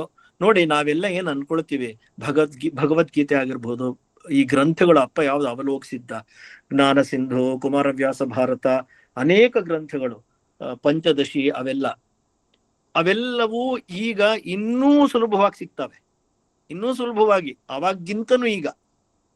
ಆದ್ರೆ ಅದು ಓದಬೇಕು, ಅದನ್ನ ತಿಳ್ಕೋಬೇಕು ಅಂದ್ರೆ ಎಷ್ಟರ ಮಟ್ಟಿಗೆ ನಮಗೆ ಒಲವಿದೆ ಅದ್ರ ಬಗ್ಗೆ. ನಾವು ಕಥಾಮೃತದಲ್ಲಿ ಓದ್ತೀವಿ ಇದನ್ನೆಲ್ಲ, ಅಪ್ಪ ಓದ್ತಿದ್ದ ಅಂತ, ಅನುಭವಾಮೃತ ಅವನ್ನೆಲ್ಲ ನಾವು ಅದಕ್ಕೆ ಸಮಯ ಮಾಡಿಕೊಂಡು ಒಂದ್ಸಲಿ ತಗೊಂಡು ಓದೋ ಪ್ರಯತ್ನ ಮಾಡಿ ಒಂಚೂರು ಅರ್ಥ ಮಾಡ್ಕೊಂಡು ಅದರ ಕಡೆಗೆ ಹೋಗ್ಬೇಕು ಅನ್ನೋದಕ್ಕೆ ಈ ರೀತಿ ಒಂದು ಕಥಾಮೃತವನ್ನು ಬರ್ತಿದ್ದಾರೆ ಅಂತ ನನಗನ್ಸುತ್ತಪ್ಪ. ಅವೆಲ್ಲ ಮಾಡ್ಬೇಕು. ಅಪ್ಪ ಈ ಆಧ್ಯಾತ್ಮ ಗ್ರಂಥಗಳನ್ನು ಅವಲೋಕಿಸಿದ್ದ ಅಂದ್ರೆ ಆಗೋಗಿರೋದು. ಯಾವ ಗ್ರಂಥಗಳು ಅಂತ ಬರೆಯೋ ಕಾರಣ ಏನು, ಇಂತಿಂಥ ಗ್ರಂಥಗಳು ಅಂತ ಬರ್ದಿರೋದೇನು ಅಂತ ಅದರಲ್ಲೆಲ್ಲ ಇದೆ. ನೀವು ಅದನ್ನೆಲ್ಲ ಓದಿ, ಅದನ್ನ ಪ್ರಯತ್ನ ಪಡಿ, ಒಂದಷ್ಟು ಕೈಗೆ ಎಟ್ಕುತ್ತೆ, ಸಂಪೂರ್ಣವಾಗಲ್ದೇ ಇದ್ರು ಆಮೇಲೆ ಇನ್ಫೈನೈಟ್ಲಿ ಬೆಟರ್ ದೆನ್ ನಥಿಂಗ್ ಅಲ್ಲ ಅದು. ಆ ರೀತಿ ಈ ಗೀತಾ ಸಪ್ತಾಹ ಮಾಡ್ತಿದ್ದ ಅಪ್ಪ ಅಂತ. ಅದು ಹೊಳಲ್ಕೆರೆನಲ್ಲಿ ಒಬ್ರು ಅಧ್ಯಾಪಕರಿದ್ರು, ವೈ ಸುಬ್ಬರಾಯರು ಅಂತ. ಅವ್ರ ಹತ್ರ ಸ್ನೇಹ ಬೆಳೆಯುತ್ತೆ. ಅಲ್ಲಿ ಗೀತಾ ಸಪ್ತಾಹ ಮಾಡ್ತಾರೆ. ಅವ್ರಿಗೊಂದು ಪುಸ್ತಕನ ಕೊಡ್ತಾರೆ, ಭಗವದ್ಗೀತೆ ಪುಸ್ತಕ ಕೊಡ್ತಾರೆ. ಕೊಟ್ಟು ನೀವು ಅದರಲ್ಲಿ ಬರ್ದಿರ್ತಾರಂತೆ, ಕೊಟ್ಟಿರ್ತಾರೆ.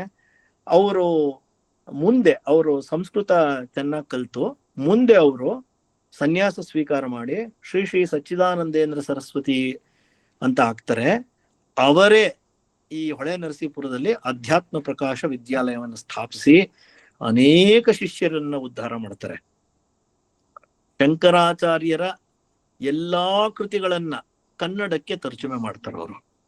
ಈಗಲೂ ಸಹ ಶಾಂಕರ ಭಾಷ್ಯ, ಶಂಕರಾಚಾರ್ಯರ ಕೃತಿಗಳು, ಅದರ ಬಗ್ಗೆ ನಮಗೇನ ತಿಳ್ಕೋಬೇಕು ಅಂತಂದ್ರೆ ಅದು ಅಧಿಕಾರಯುಕ್ತವಾಗಿ ಬರೆದಿರೋ ಅಂಥದ್ದು, ಸ್ಪಷ್ಟವಾಗಿ ಬರೆದಿರೋ ಅಂಥದ್ದು. ಅದು ಈ ಸಚ್ಚಿದಾನಂದೇಂದ್ರ ಸರಸ್ವತಿಗಳ ಕೃತಿಗಳು ಅಂತ ಇರೋದು, ಆಧ್ಯಾತ್ಮ ಪ್ರಕಾಶ ಅಂತ. ಒಂದ್ಸಲ ಅರಾಸೆ ಅವ್ರನ್ನ ಕೇಳಿದಾಗ ಅದನ್ನೇ ಹೇಳಿದ್ರು, 2 ಸೋರ್ಸ್ ಕೊಟ್ಟಿದ್ದವರು. ಯಾವ್ಯಾವ್ದೋ ಓದಕ್ ಹೋಗ್ಬೇಡ, ಉಪನಿಷತ್ ಭಾಷ್ಯ, ಸಚ್ಚಿದಾನಂದೇಂದ್ರ ಸರಸ್ವತಿಗಳು ಬರ್ತಿದ್ದೋದು ಅಥವಾ ರಾಮಕೃಷ್ಣಾಶ್ರಮದ ಆದಿದೇವಾನಂದರು ಬರ್ದಿರೋದು ಅಂತ. ಮಿಕ್ಕಿದೆಲ್ಲ ಅಲ್ಲಿ ಇಲ್ಲಿ ಕರ್ಕೊಂಡು ಹೋಗ್ಬಿಡ್ತವೆ ಅಂತ ಹೇಳ್ತಾ ಇದ್ರು. ಆ ರೀತಿಯ ವ್ಯಕ್ತಿತ್ವ. ಅವರಿಗೆ ಅಪ್ಪ ಅವ್ರಿಗೆ ಒಂದು ಭಗವದ್ಗೀತೆ ಪುಸ್ತಕವನ್ನು ಕೊಟ್ಟಿದ್ರು. ಅವರನ್ನ ಹೋಗಿ ಕಂಡಾಗ ನಮ್ಮ ರಂಗಣ್ಣವರು ಅಂತ ಹೇಳಿ ತುಂಬಾ ಪ್ರೀತಿಯಿಂದ ಆನಂದ ಬಾಷ್ಪಗಳನ್ನ ಸುರಿಸೋರಂತೆ ಅಪ್ಪ ಅವ್ರನ್ನ ನೆನೆದು. ಅಂತಹ ವ್ಯಕ್ತಿತ್ವ ಅಪ್ಪ ಅವ್ರದ್ದು ಅಂತ. ಅಂತಹ ಒಂದು ಹೇಗಿತ್ತು ಶೀಲ ಅಪ್ಪಂದು, ಹೇಗಿತ್ತು ಆ ಒಂದು ಪರ್ಸನಾಲಿಟಿ ಅಂತಂದ್ರೆ ಯಾರಾದ್ರೂ ಮಾರು ಹೋಗ್ಬಿಡೋರು. ಸವಿ, ಎಲ್ಲದರಲ್ಲೂ ಟಿಕ್, ಅಧ್ಯಾತ್ಮದಲ್ಲೂ ಟಿಕ್ಕು, ವ್ಯವಹಾರದಲ್ಲೂ ಟಿಕ್ಕು, ಸಜ್ಜನಿಕೆಯಲ್ಲೂ ಟಿಕ್ ಮಾರ್ಕು, ಮತ್ತೆ ಸಹಜ ಪ್ರೇಮ. ಯಾವ ರೀತಿ ನೀವು ಅಪ್ಪನ್ನ ಇಷ್ಟಪಡದೇ ಇರೋದಕ್ಕೆ ಸಾಧ್ಯ, ಪ್ರೀತಿ ಪಡದೇ ಇರೋದಕ್ಕೆ ಸಾಧ್ಯ? ಅಂತಹ ವ್ಯಕ್ತಿತ್ವ. ಹಾಗಾಗಿ ಸಚ್ಚಿದಾನಂದೇಂದ್ರ ಸರಸ್ವತಿಗಳು ಕಣ್ಣೀರ್ ಹಾಕೋರಂತೆ, ಆನಂದ ಬಾಷ್ಪ ಸುರಿಸೋರಂತೆ ಅಪ್ಪನ ನೆನೆಸ್ಕೊಂಡು. ಆ ರೀತಿಯ ಒಂದು ಪ್ರಸಂಗ ನಡೆದಿತ್ತು ಅಂತ. ಇವೆಲ್ಲದರ ಮಧ್ಯೆ ಒಂದ್ಸಲಿ ನುಲೇನೂರ್ನಲ್ಲಿ ಏನೋ ಗಲಾಟೆ ಆಗುತ್ತೆ. ಆಮೇಲೆ ಅವರೆಲ್ಲ ಬಂದ್ ಕೇಳ್ತಾರೆ, ಶಾನ್ ಭೋಗರ್ದ ಏನ್ ಕೈವಾಡ ಅಂತ. ಅಯ್ಯೋ, ಅವ್ರ ಮಾತು ಕೇಳಿ, ಅವ್ರ ದೇವ್ರಿದ್ದ ಹಾಗೆ ಅವ್ರ ಮಾತು ಕೇಳಿದೇರೆ ನಮ್ಗೆ ಯಾಕೆ ಈ ಗತಿ ಬರ್ತಿತ್ತು ಅಂತ ಊರ್ನವರೆಲ್ಲ. ಅದಕ್ಕೇನಾಗುತ್ತೆ ಅಂತಂದ್ರೆ ಅಪ್ಪ ಅವ್ರಿಗೇನೆ ಇನ್ನೊಂದಷ್ಟು ಜವಾಬ್ದಾರಿ ಬರುತ್ತೆ. ಪೊಲೀಸ್ ಪಾಟೀಲರಾಗ್ತಾರೆ, ಅವ್ರಿಗೆ ನುಲೇನೂರಿನ ಶಾಂತಿ ಪಾಲನೆ ಜವಾಬ್ದಾರಿಯನ್ನು ಕೊಟ್ಬಿಡ್ತಾರೆ ಅವ್ರಿಗೆ. ಲೆಕ್ಕ ಹಾಕಿರಿ, ಈಗ ಅವ್ರಿಗೆ ವ್ಯವಹಾರ ಇತ್ತು ಅಂದ್ರೆ ವ್ಯವಸಾಯದ ವ್ಯವಹಾರ ಇತ್ತು, ಅಲ್ಲಿ ಮಳಿಗೆಗಳನ್ನೆಲ್ಲ ಹಾಕಿದ್ರು, ಶಾನ್ ಭೋಗ್ಯ ಕೆಲ್ಸ ಇತ್ತು, ಮತ್ತೆ ಶಾಂತಿ ಪಾಲನೆ ಕೆಲ್ಸ ಇತ್ತು. ಇಷ್ಟೆಲ್ಲ ಇದ್ರೆ ಏನ್ ಅನ್ನಿಸ್ಬಾರ್ದು ಒಬ್ಬರಿಗೆ, ನನಗೆ ಒಂದು ನಿಮಿಷದ ಬಿಡುವು ಇಲ್ಲಪ್ಪ, ಇನ್ನೇನು ಸಾಧ್ಯವೇ ಇಲ್ಲ ಅಂತ. ಆದ್ರೆ ಇದೆಲ್ಲದರ ನಡುವೆನೂ ಅಪ್ಪ ಬ್ರಾಹ್ಮಿ ಮುಹೂರ್ತದಲ್ಲಿ ಎದ್ದು ಮಾಳೇನಹಳ್ಳಿ ರಂಗನಾಥನ ದೇವಸ್ಥಾನಕ್ಕೆ ಹೋಗಿ ಅಲ್ಲಿ ಧ್ಯಾನ ಮಾಡ್ತಾ ಧ್ಯಾನ ಮಗ್ನನಾಗಿ ಕುಳಿತಿರ್ತಿದ್ದ. ಸೂರ್ಯೋದಯಕ್ಕೆ ಮುಂಚೆನೆ ನುಲೇನೂರಿಗೆ ಬಂದ್ಬಿಡ್ತಿದ್ದ. ಹಾಗಾಗಿ ಯಾರಿಗೂ ಗೊತ್ತಾಗ್ತಿರ್ಲಿಲ್ಲ ಅಂತ ಅದನ್ನ ಓದಿದೆ. ಒಂದು ದಿನ ಇದೇ ತರ ಹೋಗಿ ಕೂತಿರ್ತಾರೆ. ಮತ್ತೆ ಅವ್ರು ಮಾಡ್ತಾ ಇದ್ದು ಧ್ಯಾನ, ಅದೇನು ಹಠರಾಜ ಯೋಗ ಕ್ರಮ ಅಂತ. ಭರಮಸಾಗರದಲ್ಲಿ ಇರ್ಬೇಕಾದ್ರೆ ಹಠಯೋಗವನ್ನು ಮಾಡಿ ಅದರ ಪರಿಮಿತಿ ತಿಳ್ಕೊಂಡ್ಬಿಡ್ತಾನಪ್ಪ, ಅದರ ಲಿಮಿಟ್ಸ್ ಏನು ಒಂದು ಗೊತ್ತಾಗೋದಿರುತ್ತೆ. ಅದರಿಂದ ಹಠರಾಜ ಯೋಗವನ್ನು ಮಾಡಬೇಕು ಅಂತ ಅದನ್ನ ಮಾಡ್ತಾ ಅದರಲ್ಲಿ ಧ್ಯಾನವನ್ನು ಮಾಡ್ತಾ ಇರ್ತಾನೆ ರಂಗನಾಥಂದು ಅಂತ. ಒಂದು ದಿನ ರಂಗನಾಥ ಆ ದೃಕ್ಪಥಕ್ಕೆ ಗೋಚರಿಸ್ತಾನೆ. ಅತಿಶಯ ಕಾಂತಿ. ಅಪ್ಪ ನೋಡ್ತಾ ಕೂತ್ಬಿಡ್ತಾನೆ ಅವನ ರಂಗನಾಥನ್ನ. ಹೇಗೆ ಕಣ್ತೆಗಿಯಕ್ ಸಾಧ್ಯ ಅವನಿಂದ? ಎಷ್ಟೋ ಹೊತ್ತಾಗುತ್ತೆ, ಮಧ್ಯಾಹ್ನ 1 ಗಂಟೆ ಆಗುತ್ತೆ. ಪ್ರತಿನಿತ್ಯ ಬ್ರಾಹ್ಮಿ ಮುಹೂರ್ತಕ್ಕೆ ಬಂದವರು ಸೂರ್ಯೋದಯಕ್ಕೆ ಮುಂಚೆನೆ ಎದ್ದು ಹೊರಟೋಗ್ತಿದ್ರು ಅಂತಂದ್ರೆ ಲೆಕ್ಕ ಹಾಕಿ. ಅಂತದ್ದು 1 ಗಂಟೆವರೆಗೂ ಕೂತಿದ್ರು ಅಂತಂದ್ರೆ ಎಷ್ಟು ಹೊತ್ತು ತನಕ. ಅಷ್ಟೊದ್ಗಾಗ್ಲೇ ಅರ್ಚಕ ಬಂದಿರ್ತಾನೆ. ಅವ್ನ್ ಪೂಜೆ ಮಾಡ್ಲಿಕ್ಕೆ ಹೋದ್ರೆ ಗರ್ಭಗುಡಿಯಲ್ಲಿ ಒಂದು ನಾಗರ ಹಾವು ಬುಸ್ಕುಟ್ಟತ್ತೆ. ಅವ್ನ್ ಬಂದು ಹೊರಗಡೆ ಉಪ್ಪರಿಗೆ ಕಟ್ಟೆ ಮೇಲೆ ಕೂತಿರ್ತಾನೆ. ಆಮೇಲೆ ಮಧ್ಯಾಹ್ನ 1 ಗಂಟೆಗೆ ಸುಶ್ರಾವ್ಯವಾಗಿ ಒಂದು ಹಾಡು ಕೇಳಿಸುತ್ತೆ. ನಾವೆಲ್ಲ ಕೇಳಿರೋ ಹಾಡೆ, ಕಾಯಬೇಕೆಲ್ಲೋ ರಂಗ. ತುಂಬಾ ಚೆನ್ನಾಗಿ ಹಾಡ್ತಿರ್ತಾನಪ್ಪ. ಅರ್ಚಕ ಹೋಗಿ ನೋಡ್ತಾನೆ. ಅರ್ಚಕನ ಯೋಗವನ್ನ ನೋಡಿ, ಎಂತಹ ಯೋಗ ಒಂದು. ದೇವಸ್ಥಾನನೇ ವೈಕುಂಠ, ಅಲ್ಲಿ ಸ್ವಾಮಿ ಇದ್ದಾನೆ, ಎದುರುಗಡೆ ಭಕ್ತ ಇದ್ದಾನೆ, ಇಬ್ರು ಒಂದೇ ಆಗಿರೋ ಭಾವದಲ್ಲಿದ್ದಾರೆ. ಎಂತಹ ಒಂದು ಮೈ ರೋಮಾಂಚನ ಆಗುವಂತಹ ಒಂದು ದೃಶ್ಯ ಅದು. ಅವನ ಭಾಗ್ಯನೇ ಭಾಗ್ಯ. ಅವನಿಗೆ ಅದೆಷ್ಟು ಜನ್ಮದ ಪುಣ್ಯ ಇತ್ತೋ ಏನೋ, ಅದನ್ನ ಅವನು ಕಣ್ಣಾರೆ ನೋಡ್ತಾನೆ. ಅದಾದ್ಮೇಲೆ ಅಪ್ಪನಿಗೆ ರಂಗನಾಥ ಸ್ವಾಮಿ ಸದಾ ಕಾಲ ಕಾಣಿಸ್ತಾ ಇರ್ತಾನೆ, ಎಲ್ಲಾ ಕಡೆನೂ ಕಾಣಿಸ್ತಾ ಇರ್ತಾನೆ. ಈ ಮಾಳೇನಹಳ್ಳಿ ರಂಗನಾಥನ್ ಬಗ್ಗೆ ಗುರುಕಥಾಮೃತದಲ್ಲಿ ಒಂದು ಶ್ಲೋಕ ಬರುತ್ತೆ.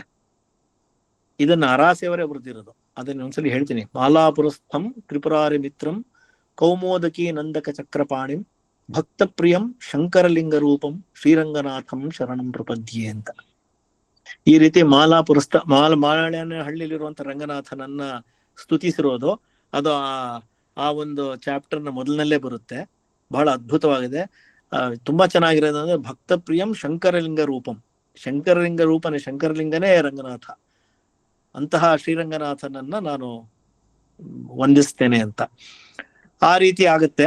ಮಾಳೇನಹಳ್ಳಿನಲ್ಲಿ ರಂಗನಾಥ ಸದಾ ಇದ್ದೇ ಇರ್ತಾನೆ. 1911ರಲ್ಲಿ ಅಪ್ಪ ಅವ್ರಿಗೆ ಪುತ್ರ ಲಾಭವಾಗುತ್ತೆ.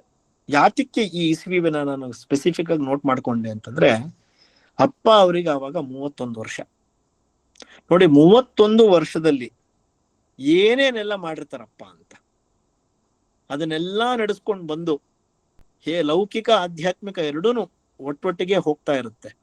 1911ರಲ್ಲಿ ಪುತ್ರ ಲಾಭ ಆಗುತ್ತೆ. ಈಗ ಒಂದು ಪ್ರಶ್ನೆ ಬರುತ್ತೆ, ಸುಮಾರು ಜನ ಕೇಳಬಹುದು ಅಥವಾ ಯಾರಿಗೂ ಡೌಟ್ ಬರಬಹುದು ಇದು ಮನಸ್ಸಿನಲ್ಲಿ.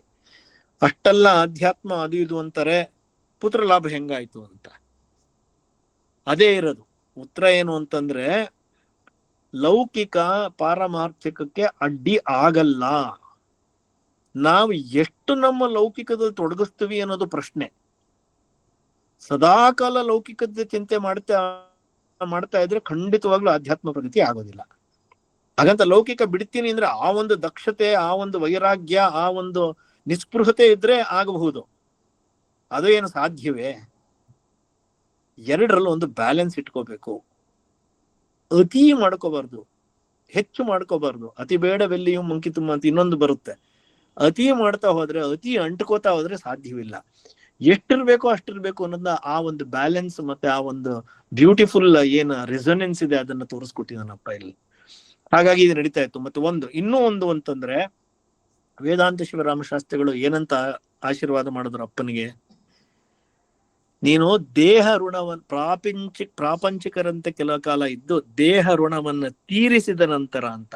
ಇವೆಲ್ಲ ಋಣಗಳು ಈ ಜನ್ಮದ್ದಲ್ಲ, ಜನ್ಮಾಂತರದಿಂದ ಬಂದಿರ್ತವೆ. ಆಯಾ ಋಣಗಳನ್ನ ತೀರಿಸದೆ ಏನೂ ಸಾಧ್ಯವಾಗೋದಿಲ್ಲ.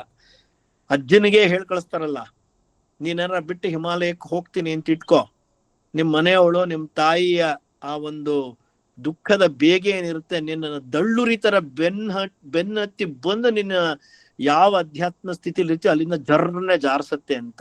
ನೀನ್ ಹೋಗೋ, ನಿನ್ನ ದೇಹ ಋಣ ತೀರಿಸು, ನೀನು ಒಂದು ಗಂಡು ಮಗು ಆದ್ಮೇಲೆ ಬಾ ಅಂತಾನೆ ಕಳಿಸ್ತಾರೆ. ಹಾಗಾಗಿ ನಾವಿದಲ್ಲಿ ತುಂಬಾ ಡಿಸ್ಟ್ರಾಕ್ಷನ್ ಮಾಡ್ಕೊಳಕ್ ಹೋಗ್ಬಾರ್ದು. ಇದೇನ್ ಈ ತರ ಆಯ್ತಲ್ಲ ಅಂತ. ಎಲ್ಲವೂ ಸರಿಯಾಗಿದೆ, ಕರೆಕ್ಟ್ ಆಗಿದೆ. ಅದ್ ಕರೆಕ್ಟ್ ಆಗಿ ಯೋಚನೆ ಮಾಡಿದ್ರೆ ಗೊತ್ತಾಗುತ್ತೆ, ಓಹೋ ಇದೇ ಇದರ ಅರ್ಥ ಅಂತ. ಆ ರೀತಿ ನಾವು ಅದನ್ನ ತಗೊಳ್ಬೇಕು ಅಂತ ನನ್ನ ಅನಿಸಿಕೆ. ತಪ್ಪಿದ್ರು ಇರಬಹುದು. ಅದು ಪ್ರತಿಯೊಬ್ಬರಿಗೂ ಹೇಗೆ ಹೇಗೆ ಅನ್ಸತ್ತೋ ಹಾಗಾಗಿ ತಗೋಬೇಕಾಗತ್ತೆ. ಹಂಚ್ಕೋತಾ ಇದ್ದೆ ನನ್ಗನ್ಸಿದ್ದು. ಮತ್ತೆ 1913 ದಕ್ಷಿಣ ಭಾರತದ ಯಾತ್ರೆಯನ್ನು ಮಾಡ್ತಾರಪ್ಪ. ಅವಾಗ ಅವರಿಗೆ 33 ವರ್ಷ. ನೋಡಿ, 33 ವರ್ಷದಷ್ಟೊತ್ತಿಗೆ ಇದೆಲ್ಲ ಸಾಧಿಸಿ ದಕ್ಷಿಣ ಭಾರತದ ಯಾತ್ರೆ ಮಾಡಿ ತಿರುಪತಿ, ಕಂಚಿ, ಕಾಳಹಸ್ತಿ ಅವೆಲ್ಲ ನೋಡ್ಕೊಂಡು ಚಿದಂಬರಂಗೆ ಹೋಗಿ ಅಲ್ಲೂ ಎಲ್ಲ ಮುಗಿಸ್ಕೊಂಡು ಬಂದು ತಾಯಿಗೆ ಎಲ್ಲಾ ವರದಿ ಕೊಟ್ಟು ಪ್ರಸಾದಗಳನ್ನ ಕೊಟ್ಟು ತಾಯಿಗೆ ನಮಸ್ಕಾರ ಮಾಡಿ, ನಿನ್ನ ಪಾದಗಳಿಗೆ ನಮಸ್ಕಾರ ಮಾಡಿದ್ರಿಂದ ನನಗೆ ತೀರ್ಥಯಾತ್ರೆಯ ಫಲ ಬಂತು ಅಂತ ಹೇಳಿ ಎಂಥ ರೀತಿಯ ಜೀವನ ಕ್ರಮವನ್ನು ಹೇಳ್ಕೊಟ್ಟಿದ್ದಾರೆ. ತಂದೆ ತಾಯಿಯನ್ನು ನಾವು ಯಾವ ಸ್ಥಾನದಲ್ಲಿ ಇಡಬೇಕು, ನಮ್ಗೆ ಏನೋ ಶಕ್ತಿ ಇದೆ, ಹಣದ ಶಕ್ತಿ ಆಗ್ಲಿ ದೇಹದ ಶಕ್ತಿ ಆಗ್ಲಿ ನನಗೆ ಜನಬಲ ಇದೆ ಅಂತ ನಾನೇನೋ ಮಾಡ್ಕೊಂಡ್ ಬಂದ್ಬಿಟ್ಟೆ ಅಂತಲ್ಲ. ನಾವು ಏನೇ ಆದ್ರೂ ತಂದೆ ತಾಯಿಗೆ ಮಕ್ಕಳೇ, ಅವರು ನಮ್ಮ ತಂದೆ ತಾಯಿನೇ. ಅವರ ಸ್ಥಾನ ಅವರಿಗೆ ಹಾಗೆ ಭಾವದಲ್ಲಿ ಕೊಟ್ಟಿರ್ಬೇಕು ಅನ್ನೋದನ್ನ ತೋರಿಸ್ಕೊಟ್ಟಿದಾರಪ್ಪ. ಅದನ್ನೆಲ್ಲ ಮಾಡಿ ಈ ರೀತಿಯ ಒಂದು ಗಾರ್ಹಸ್ಥ್ಯ ಜೀವನ ನಡ್ಸ್ಕೊಂಡು ಹೋಗ್ತಾ ಇದ್ರು.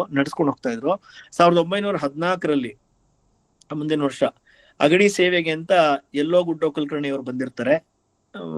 ಅವರು ಬಂದಾಗ ಒಂದು ಪ್ರಸಂಗ ನಡೆಯುತ್ತೆ. ಅಪ್ಪ ಅವರ ಮಗ ರಾಮಣ್ಣಂಗೆ ಅವಾಗ 3 ವರ್ಷ. ಹೇಳ್ತಾ ಇರ್ತಾರೆ, ಬಹಳ ಶಾಣೆ ಇದ್ದಾನೆ, ಏಕಸಂಧಿಗ್ರಾಹಿ ತರ ಇದ್ದಾನೆ, ಇವೇನ್ ಹೇಳ್ಕೊಟ್ರು ಕಲ್ತು ಬಿಡ್ತಾನಲ್ಲ ಅಂತ. ಅಪ್ಪ ಅವ್ರು ಹೇಳ್ತಾರೆ, ಹೌದು, ಏನೇ ಹೇಳ್ಕೊಟ್ರು ಒಂದ್ಸಲಿ ಕಲ್ತು ಬಿಡ್ತಾನೆ ಅಂತ. ಆಗ ಅವರು ತಮ್ಮ ಈ ಶ್ಲೋಕ ಹೇಳು ಅಂತ ಹೇಳ್ಬಿಟ್ಟು, ಕೃಪಾ ಸಮುದ್ರಂ ಸುಮುಖಂ ನೇತ್ರಂ ಜಟಾಧರಂ ಪಾರ್ವತಿ ವಾಮಭಾಗಂ ಸದಾಶಿವಂ ರುದ್ರಮನಂದ ರೂಪಂ ಚಿದಂಬರೇಶಂ ಹೃದಯ ಭಾವಯಾಮಿ ಅಂತ.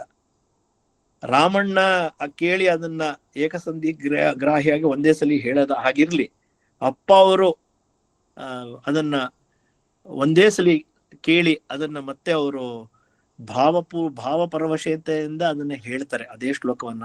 ಅದನ್ನ ಕಂಡು ಎಲ್ಲೋ ಗುಡ್ಡ ಕುಲಕರ್ಣಿ ಅವ್ರು ಹೇಳ್ತಾರೆ, ಇದು ಚಿದಂಬರನ ಸ್ಥಾನ, ಅವನ ಇಚ್ಛೆ ಏನಿದೆಯೋ ಅಂತ.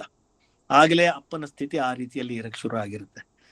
ಮತ್ತೆ ನಂತರ ಅದಾದ ಒಂದು 2-3 ವರ್ಷಕ್ಕೆ ಅಗಡಿಯಿಂದ ನಾರಾಯಣ ಭಗವಾನರು ಬರ್ತಾರೆ.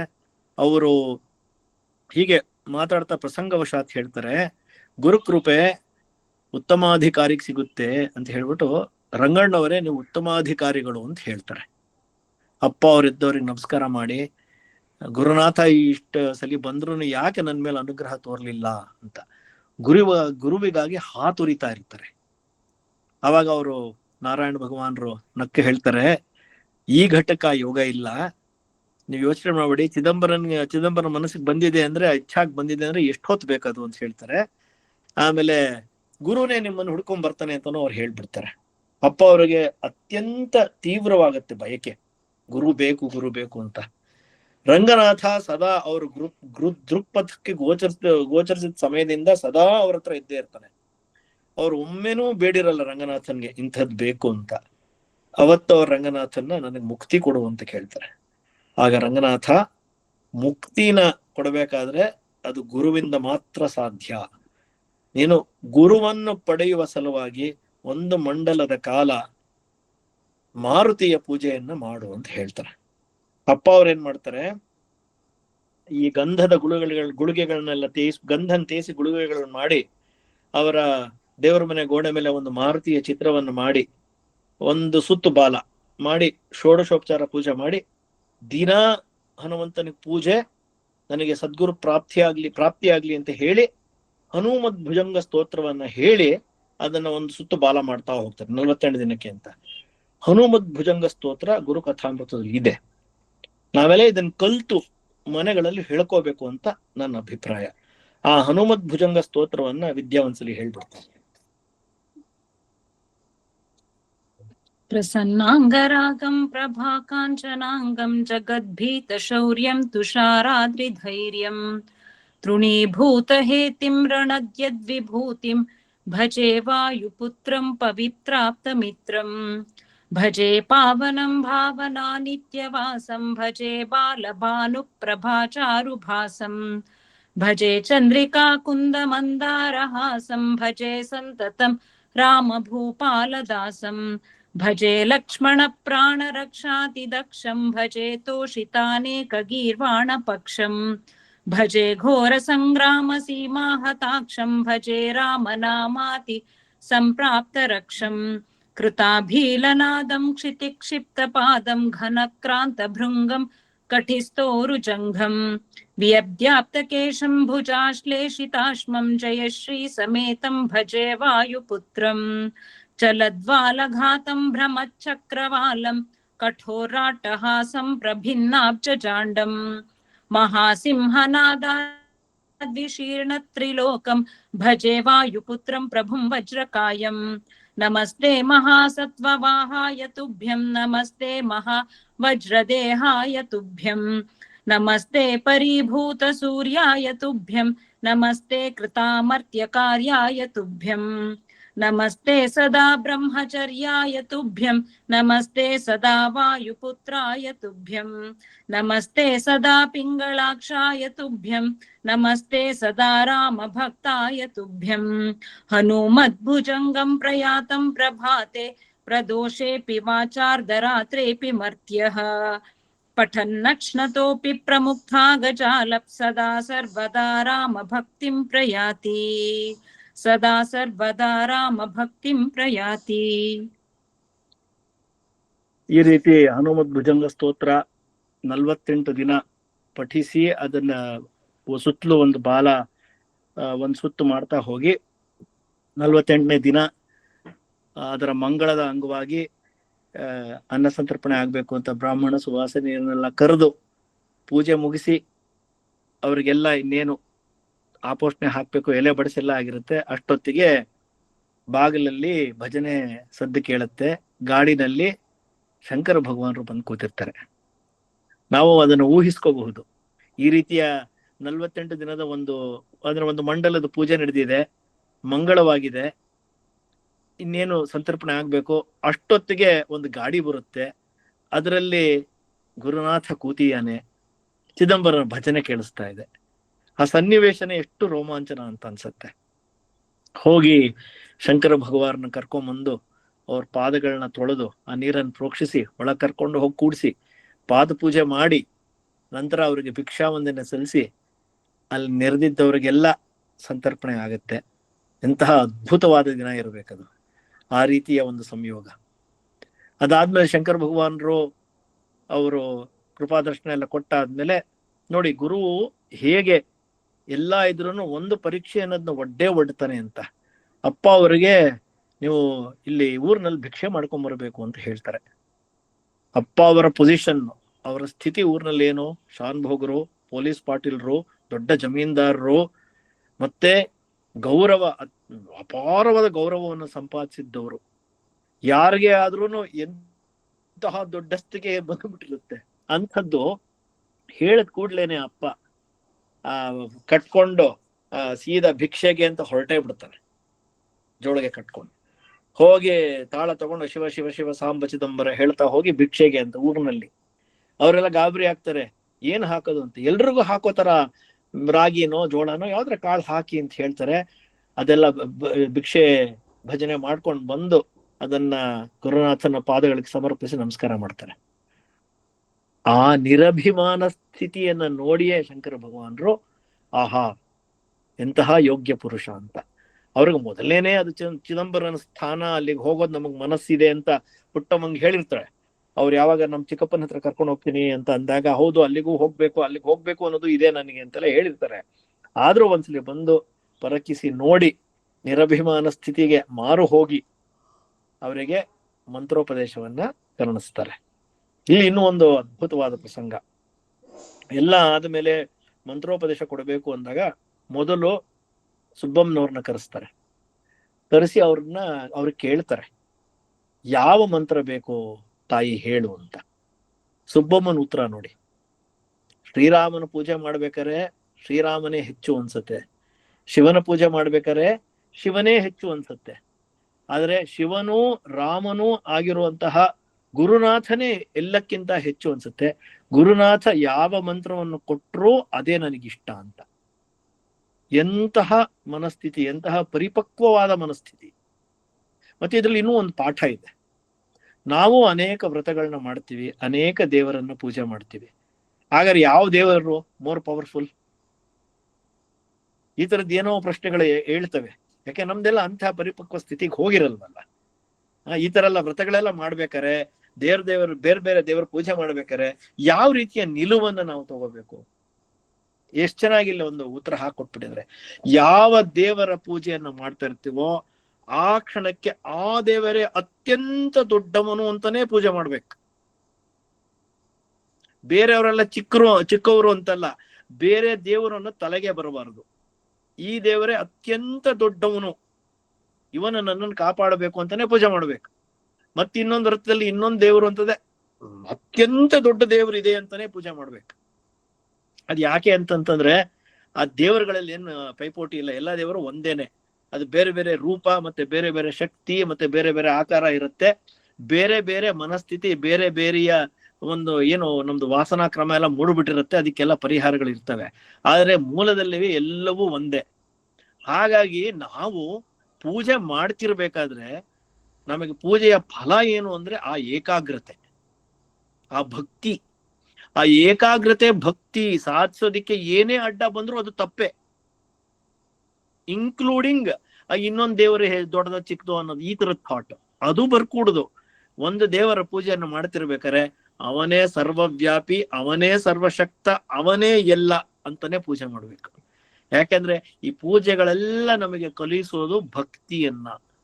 ಅಪ್ಪನೇ ಒಂದ್ ಕಡೆ ಹೇಳ್ತಾನೆ, ಒಮ್ಮೆ ಭಕ್ತಿಯನ್ನು ಮಾಡಿದ ಮೇಲೆ ಅಭಕ್ತಿಯನ್ನು ಮಾಡಬಾರದು ಅಂತ. ಮುಂದೆ ಬರುತ್ತದು. ಅದು ಎಂಥ ಬ್ಯೂಟಿಫುಲ್ ಮೆಸೇಜ್. ಯಾಕೆ ಅಂತಂದ್ರೆ ಈ ಭಕ್ತಿ ಅನ್ನೋ ಆ ಪರಿಕರ ಯಾವ್ದ್ರಲ್ಲಿದೆ ಅಂತಂದ್ರೆ ಮನಸ್ಸಿನಲ್ಲಿದೆ. ಅದು ಭಕ್ತಿ ಅನ್ನೋದು. ನಾವು ಮನಸ್ಸನ್ನ ಹದ ಮಾಡ್ಬೇಕಾದ್ರೆ ಭಕ್ತಿಯಿಂದ ಮಾಡಬೇಕು. ಭಕ್ತಿ ಇಸ್ ದ ಇನ್ಸ್ಟ್ರೂಮೆಂಟ್, ಅದೇ ಉಪಕರಣ. ಮನಸ್ಸನ್ನ ಹದ ಮಾಡ್ಬೇಕಾದ್ರೆ ನಾವು ಭಕ್ತಿ ಅಭಕ್ತಿ ಮಾಡ್ತಾ ಇದ್ಬಿಟ್ರೆ ಇನ್ಸ್ಟ್ರೂಮೆಂಟ್ನೇ ನಾವು ಡಿಸ್ಟ್ರಾಯ್ ಮಾಡದಂಗೆ, ಆ ಉಪಕರಣನೇ ನಾವು ನಾಶ ಮಾಡದಂಗೆ. ಮತ್ತೆ ಯಾತ್ರಿಂದ ಆಗಿರೋ ಮನಸ್ಸನ್ನು ನಾವು ಕಂಟ್ರೋಲ್ ಮಾಡಕ್ ಸಾಧ್ಯ? ಅದ್ ಏನು ಒಂದು ಭಕ್ತಿ ಅನ್ನೋ ಒಂದು ಇನ್ಸ್ಟ್ರೂಮೆಂಟ್ ಇದೆ, ಅದನ್ನೇ ಹಾಳು ಮಾಡ್ಕೊಂಡ್ಬಿಟ್ರೆ. ಯಾವ್ದೋ ಒಂದು ಚಾಕು ಬೇಕಪ್ಪ ಏನೋ ಕೆಲಸ ಮಾಡೋಕೆ, ಚೂಪಾಗಿರ್ಬೇಕು ಅದು. ಅದನ್ನ ನಾವು ತಗೊಂಡೋಗಿ ಒಂದು ರಫ್ ಸರ್ಫೇಸಿಗೆ ಅಡ್ಡಡ್ಡವಾಗಿ ಉಜ್ಜಿ ಮಾಡ್ಕೊಂಡ್ ಬಂದ್ರೆ ಯಾತಕ್ಕೂ ಬರಲ್ಲ. ಅದು ಆ ಇನ್ಸ್ಟ್ರೂಮೆಂಟ್ ನ ಹಾಳು ಮಾಡ್ಕೊಂಡಂಗೆ. ಆ ಹರಿತತೆ ಇಲ್ಲ ಅದ್ರಲ್ಲಿ ಅಂದ್ರೆ ಹೋಯ್ತದು.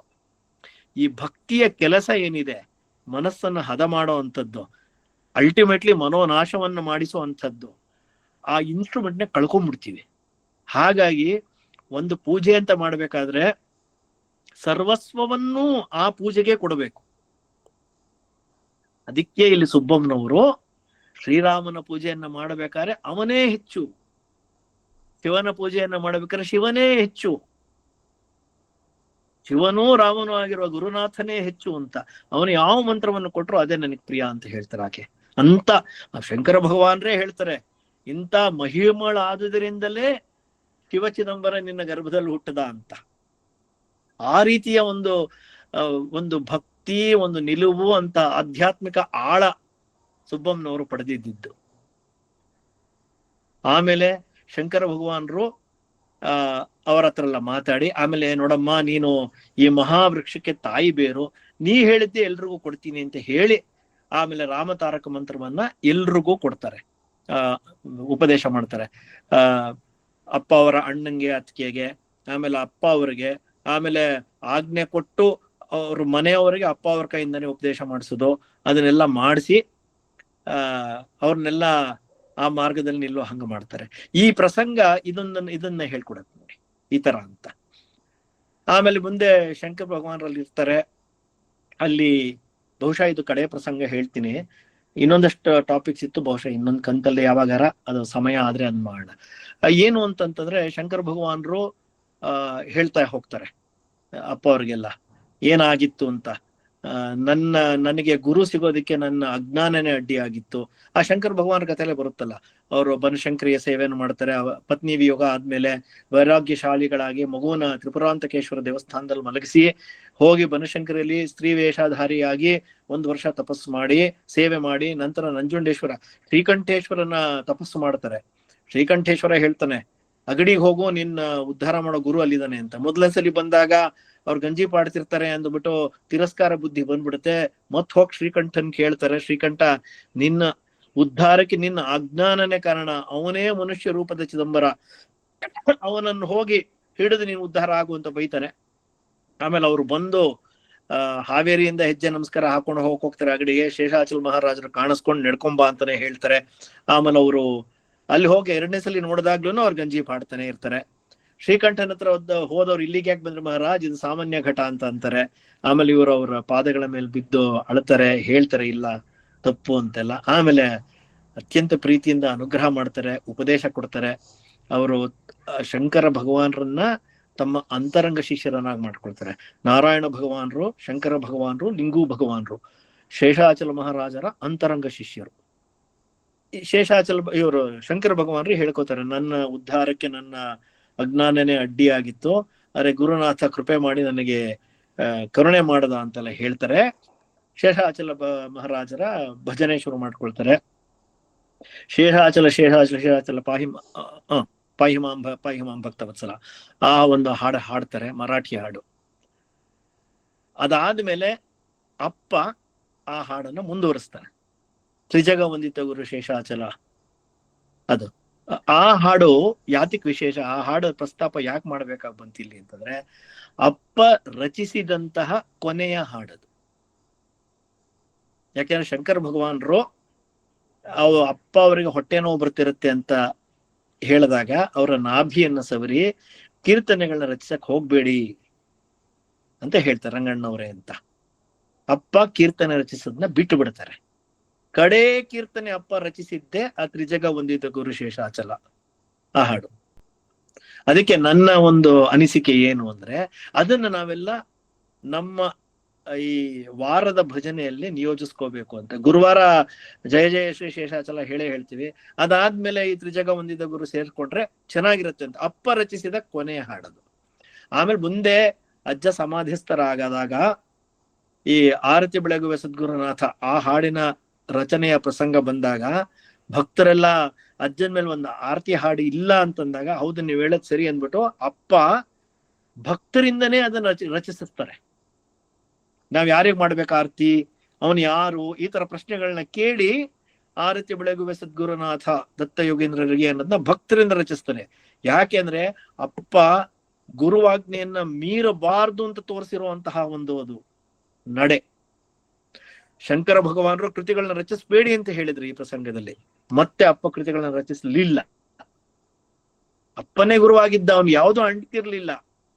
ಆದ್ರೂ ಯಾವ ರೀತಿಯ ಮರ್ಯಾದೆ ಅಪ್ಪ ಕೊಡ್ತಿದ್ದ ಗುರು ವಾಕ್ಯಕ್ಕೆ. ಗುರು ಒಂದು ಹೇಳ್ದ ಅಂದ್ರೆ ಮುಗೀತದು. ಆ ಒಂದು ನಿಷ್ಠೆ ಏನಿದೆಯಲ್ಲ, ಗುರು ವಾಕ್ಯದ ಮೇಲಿನ ಒಂದು ಭಕ್ತಿ ಶ್ರದ್ಧೆ, ಅದು ಈ ಪ್ರಸಂಗದಿಂದ ಗೊತ್ತಾಗುತ್ತೆ.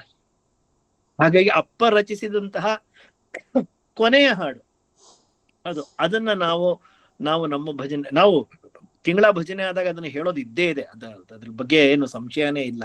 ಇದನ್ನಿನ್ನೂ ಹೆಚ್ಚು ವಾರಕ್ಕೊಂದ್ಸಲಿ ಹೇಳೋ ತರನೋ ಗುರುವಾರ ಯಾವುದೋ ಒಂದು ಕ್ರಮ ಇಟ್ಕೊಂಡ್ರೆ ಚೆನ್ನಾಗಿರುತ್ತೆ. ನಮ್ಮ ಅಪ್ಪ ರಚಿರುವಂತ ಹಾಡು, ಮತ್ತೆ ಆ ಹಾಡು ಏನು ಅದ್ಭುತವಾಗಿದೆ, ಆಹಾ, ಅದನ್ನ ನಾವು ಮೈ ಗೂಡಿಸ್ಕೊಳ್ಳೋಣ ಅನ್ನೋ ಒಂದು ಅಭಿಪ್ರಾಯ. ಆಗ್ಲೇ 7 ಗಂಟೆ ಆಗಿದೆ, ಇನ್ನೂ ಒಂದ್ ಸ್ವಲ್ಪ ಇದೆ, ಬಹುಶಃ ಇನ್ನೊಂದು 20-30 ನಿಮಿಷ ಆಗತ್ತೇನೋಪ್ಪ ಅದನ್ನು ಫುಲ್ ಕವರ್ ಮಾಡೋದಿಕ್ಕೆ. ಇವತ್ತಿಗೆ ಇದನ್ನ ಇಲ್ಲಿಗೆ ನಿಲ್ಸೋಣ, 7 ಗಂಟೆ ಆಗಿದೆ. ಮತ್ತೆ ಮುಂದೆ ಕಾಲಾವಕಾಶ ಆದ್ರೆ ಅದನ್ನ ಮುಂದುವರ್ಸೋಣ ಅಂತ ಹೇಳ್ತಾ, ಆಗ್ಲೇ ಹೇಳ್ದಾಗೆ ಏನು ತೋಚಿದೆಯೋ ಅದನ್ನ ಹೇಳಿದ್ದೇನೆ. ಬಾಲ ಬುದ್ಧಿ ಬಾಲ ನುಡಿ, ಏನೋ ಅಧಿಕ ಪ್ರಸಂಗ ಇದನ್ನೆಲ್ಲ ಏನು ಹೇಳಕ್ ಬರ್ಬೇಕು, ನಮಗೆ ಏನ್ ಬೇಕೋ ನಮ್ಗೆ ಗೊತ್ತು. ಅಪ್ಪ ನಮಗೂ ಬುದ್ಧಿ ಕೊಟ್ಟಿಯೇನೆ, ನಮಗೂ ಹೊಡೆಸ್ತಾನೆ, ನಾವು ಮಾಡ್ತೀವಿ ಅನ್ನೋದು ಅತ್ಯಂತ ಸರಿಯಾದ ನಿಲುವೆ, ಅದು ತಪ್ಪು ಅಂತಲ್ಲ. ಈ ರೀತಿ ಹೇಳಿದ್ದಕ್ಕೆ ಈ ತರ ಏನೋ ಒಂದು ಮಾಡಿ ಅನ್ನೋ ತರ ಒಂಥರ ಸ್ವಲ್ಪ ಧೋರಣೆ ಇರುವಂತಹ ಒಂದು ಟೋನಲ್ಲಿ ಹೇಳಿದಕ್ಕೆ ಕ್ಷಮೆ ಇರಲಿ. ಆ ಒಂದು ಉದ್ವೇಗದಲ್ಲಿ ಹೇಳಿದ್ದೇನೆ. ಈ ರೀತಿಯ ಒಂದು ಹೊಳಹು ನಮಗೆ ಈ ಗುರುಕಥಾಮೃತ ಹೋದಾಗ ಸಿಗ್ತಾ ಇರುತ್ತೆ. ಎಷ್ಟು ಸಲಿ ಓದಿದ್ರು ಅದು ನವನವೀನ ಹೊಸ ಅಂಶಗಳು ಬರ್ತಾನೆ ಇರ್ತವೆ. ಅಪ್ಪನ ಮೇಲಿನ ಪ್ರೀತಿ ಇನ್ನೂ ಹೆಚ್ಚಾಗ್ತಾನೆ ಇರುತ್ತೆ. ಈ ಅಪ್ಪ ಅನ್ನೋದು ಇನ್ಫಿನಿಟಿ ಅನ್ನೋದು ಮತ್ತೆ ಮತ್ತೆ ಮತ್ತೆ ಮತ್ತೆ ಅದು ಒತ್ತಿ ಒತ್ತಿ ಹೇಳುತ್ತೆ. ಅದು ಆ ರೀತಿಯ ಒಂದು ಅನುಭವ. ಇಷ್ಟು ಹೊತ್ತು ಎಲ್ರು ಕೇಳಿದ್ದಕ್ಕೆ ನನ್ನ ಅನಂತ ನಮಸ್ಕಾರಗಳು, ಧನ್ಯವಾದಗಳು. ಅಪ್ಪನಿಗೆ ಮತ್ತೆ ನಮಸ್ಕಾರ ಹೇಳ್ತಾ ಒಂದು ಸ್ತೋತ್ರ ಹೇಳ್ಬಿಟ್ಟು, ಭಕ್ತ ಮಾನಸ ಹಂಸಾಯ ಸಚ್ಚಿದಾನಂದ ರೂಪಿಣೆ ನಮಃ ಶಂಕರಲಿಂಗಾಯ ನಮಃ ಸದ್ಗುರುಮೂರ್ತಯೇ ಬೋಧ ರೂಪಾಯ ಶಾಂತಾಯ ಆನಂದಾಮೃತ ವರ್ಷಿಣೆ ಸಾಧು ಶಂಕರಲಿಂಗಾಯ ಮಂಗಲಂ ಶುಭಮಂಗಲಂ ಮಂಗಲಂ ಗುರುನಾಥಾಯ ಪರಬ್ರಹ್ಮ ಸ್ವರೂಪಿಣೆ ಸ್ವಾಮಿ ಶಂಕರಲಿಂಗಾಯ ಭಕ್ತೋದ್ಧಾರಾಯ ಮಂಗಳಂ ನಿತ್ಯಾನಂದಂ ನಿತ್ಯಾನಂದಂ ನಿರ್ವಿಕಲ್ಪಂ ಭಕ್ತ ಕಾರ್ಯ ಸುರಧ್ರುವಂ ಶೇಷಾಚಲ ಕೃಪಾಪಾತ್ರಂ ಶ್ರೀಶಂಕರಮಹಂ ಭಜೆ ಮಾಯಾಮದೇಹ ಪಂಚಾಸ್ಯಂ ಮಾಯಾರಣ್ಯದ ವಾನಲಂ ಪ್ರಣತೋಸ್ಮಿ ಮಹಾಸತ್ವಂ ಸಹಜಾನಂದ ಸದ್ಗುರುಂ ಸಹಜಾನಂದ ಯೋಗೀಂದ್ರ ಕೃಪಾಪಾತ್ರಂ ತಪೋನಿಧಿಂ ನಿತ್ಯಾನಂದಂ ದಯಾ ಸಿಂಧಂ ದತ್ತರಾಜಮಹಂ ಭಜೆ ಆತ್ಮಾರಾಮಂ ನಿಜಾನಂದಂ ಶೋಕಮೋಹ ವಿವರ್ಚನಂ ಶೋಕಮೋಹ ವಿವರ್ಜಿತಂ ಸ್ಮರಾಮಿ ಮನಸಾ ನಿತ್ಯಂ ವೆಂಕಟಾಚಲದೇಶಿಕಂ. ಓಂ ಶಾಂತಿ ಶಾಂತಿ ಶಾಂತಿ.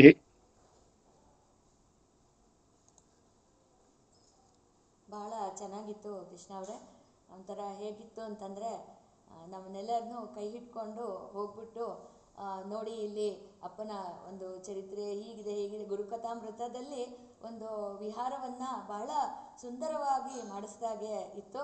ಒಂದು ರೀತಿ ಚಲನಚಿತ್ರ ನೋಡಿ ಬಂದ ಅಪ್ಪನ ಒಂದು ಚಲನಚಿತ್ರ ನೋಡಿದ್ವೇನೋ ಅನ್ನೋ ಒಂದು ಅನುಭವ ಕೂಡ ಆ ಥರ ಒಂದು ಆ ಸನ್ನಿವೇಶಗಳು ನೀವು ಹೇಳ್ತಾ ಇದ್ದಂಗೆ ಅದು ಕಣ್ಮುಂದೆ ಹಾಗೆ ಬರ್ತಾ ಹೋಯಿತು. ಮತ್ತು ಮಧ್ಯದಲ್ಲಿ ಇದೊಂದು ಪಾಯಿಂಟು ಇಲ್ಲಿದೆ, ಇದು ಈ ಥರ ಇದೆ ಅಂತ ಗುರುತಿಸಿ ಬೊಟ್ಟು ಮಾಡಿ ತೋರಿಸ್ತಾರಲ್ಲ, ಆ ರೀತಿ ಅದನ್ನು ತೋರಿಸಿ ಅದು ತುಂಬ ಚೆನ್ನಾಗಿತ್ತು. ಒಂದು ನಿಜವಾಗ್ಲೂ ಅದು ಫುಲ್ಲು ಹೀಗೆ ಗುರುಕಥಾಮೃತದ ಒಂದು ಸಂಚಾರ ಮನಸ್ಸಿನಲ್ಲಿ ಆಯಿತು ಅನ್ನೋ ಥರ ನನಗೆ ಬಹಳ ಸಂತೋಷ ಆಯಿತು ಅದು. ಹಾಗೆ ಇದು ಒಂದು ರೀತಿ power point presentation without power point ಆದರೂ ನಮ್ಮ ಮನಸ್ಸಲ್ಲಿ ಅದು ಮೂಡಿಬಿಟ್ಟಿದೆ. ಹಾಗೆ ಅದೊಂದು ಫೈಲಾಗಿ ಹಾಗೆ ಸೇವ್ ಮಾಡಿ ಇಟ್ಕೊಳ್ಬೇಕು ಅನ್ನೋ ಥರ ಆ ಥರ ಇತ್ತು. ಭಾಳ ಚೆನ್ನಾಗಿತ್ತು ಕೃಷ್ಣ ಅವರೇ, ತುಂಬ ಧನ್ಯವಾದಗಳು ನಿಮಗೆ. ಹಾಗೆಯೇ ವಿದ್ಯಾ ಅವರು ಕೂಡ ಹನುಮತ್ ಭುಜಂಗ ಸ್ತೋತ್ರವನ್ನು ತುಂಬ ಚೆನ್ನಾಗಿ ಹೇಳಿದರು, ಅವ್ರಿಗೆ ಕೂಡ ಧನ್ಯವಾದಗಳು. ಈ ಒಂದು ಸಂಚಿಕೆಯಲ್ಲಿ ಇದು ನಿಜವಾಗ್ಲೂ ಅಪ್ಪನೇ ನಮಗೆ ಏನೋ ಒಂದು ಸತ್ಸಂಗದಲ್ಲಿ ಈ ರೀತಿ ನಡಿಬೇಕು ಅನ್ನೋದು ಸಂಕಲ್ಪ ಅವನಿಂದನೇ ನಮಗೆ ಆಗತ್ತೆ. ಹಾಗೆ ಅವನು ಅದನ್ನು ಅಷ್ಟೇ ಸುಂದರವಾಗಿ ಮಾಡಿಕೊಡ್ತಾನೆ ಕೂಡ, ಅದ್ಭುತವಾಗಿ ಅದನ್ನು ಮುಂದುವರಿಸ್ತಾನೆ ಕೂಡ. ಅದರ ಅನುಭವ ಖಂಡಿತ ಇದೆ ನಮಗೆಲ್ಲರಿಗೂ. ಅದಾಗೋದು ಆ ರೀತಿ ಅವನು ಅದ್ಭುತವಾಗಿ ಆದಾಗ ನಿಜವಾಗ್ಲೂ ಹೌದು ಅಂತ ಅನಿಸೋದು ಸಾಕಷ್ಟು ಅನುಭವವಾಗಿದೆ. ಹಾಗೆಯೇ ಈ ಅಪ್ಪನ ವೈಭವ ಕಾರ್ಯಕ್ರಮ ವಾರಕ್ಕೂ ಮತ್ತೆ ಇನ್ನೂ ವೈಭವೋಪೇತವಾಗಿ ಆಗ್ತಾ ಇದೆ ಅಂತ ಹೇಳ್ಬಿಟ್ಟು ನಾನು ಹೇಳೋದಕ್ಕೆ ಇಷ್ಟಪಡ್ತೀನಿ. ಮುಂದಿನ ವಾರದ ವೈಭವಗಳನ್ನು ನೋಡೋದಕ್ಕೂ ಬಹಳ ಕಾತರವಾಗಿ ನಾನು ಇದ್ದೇನೆ, ತಾವೆಲ್ಲರೂ ಇದ್ದೀರಾ ಅಂತ ನನಗೆ ಗೊತ್ತಿದೆ. ಹಾಗೆಯೇ ಕೃಷ್ಣ ಅವರ ಇನ್ನೊಂದು ವಿಚಾರ, ಮುಂದಿನ ವಾರ ನಾನು ಒಬ್ಬರಿಗೆ ಹೇಳಿದ್ದೆ, ಅವರು ಕಾರಣಾಂತರದಿಂದ ಅವರದ್ದು ಕ್ಯಾನ್ಸಲ್ ಆಗಿದೆ. ತಮಗೆ ಬಿಡುವಿದ್ದಲ್ಲಿ ಇನ್ನೊಂದು ಮುಂದಿನ ವಾರ ಮುಂದುವರಿಸ್ತೀನಿ ಅಂದರೆ ತಾವು ಮುಂದಿನ ವಾರನೇ ಅದನ್ನು ಮುಂದುವರಿಸ್ಬೋದು ಅಂತ ತಮಗೆ ಒಂದು ಮಾತನ್ನು ತಿಳಿಸ್ತಾ ಇದ್ದೇನೆ. ತಮ್ಮ ಒಂದು ಬಿಡುವನ್ನು ನನಗೆ ನಿಧಾನವಾಗಿ ತಿಳಿಸಿ ಅಂತ ನಾನು ಹೇಳ್ತಾ ಇದ್ದೇನೆ. ಮತ್ತು ಯಾರಾದರೂ ಏನಾದರೂ ಹೇಳಬೇಕಂತಿದ್ರೆ ಮಾತಾಡಬೇಕಂತಿದ್ರೆ ಒಂದು 5-10 ನಿಮಿಷಗಳ ಒಂದು ಕಾಲಾವಕಾಶದಲ್ಲಿ ಮಾತಾಡೋಣ ಅಂತ ಹೇಳ್ತಾ ನಾನು ನಿಲ್ಲಿಸ್ತಾ ಇದ್ದೀನಿ. ಯಾರು ಮಾತಾಡೋದಾದರೆ ಖಂಡಿತ ಮಾತಾಡಿ.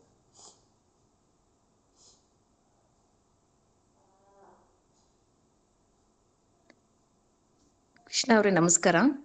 ತುಂಬಾ ಚೆನ್ನಾಗಿ ಬಂತು. ಗುರುಕಥಾಮೃತದಲ್ಲಿ ಅಪ್ಪನ ಪ್ರಸಂಗಗಳನ್ನೆಲ್ಲ ಕಣ್ಮುಂದೆ ಬಂದಂಗಾಯ್ತು. ನೀವು ಹೇಳಿದ್ದು ತುಂಬಾ ಚೆನ್ನಾಗಿ ಪ್ರಸ್ತುತಿ ಮಾಡಿದ್ರಿ. ನೀವು ಹೇಳಿದ್ರಿ ಪ್ರತಿ ಸರಿ ಓದ್ಬೇಕಾದ್ರೂ ಒಂದು ಹೊಳಹು ಮೂಡುತ್ತೆ ಅಂತ.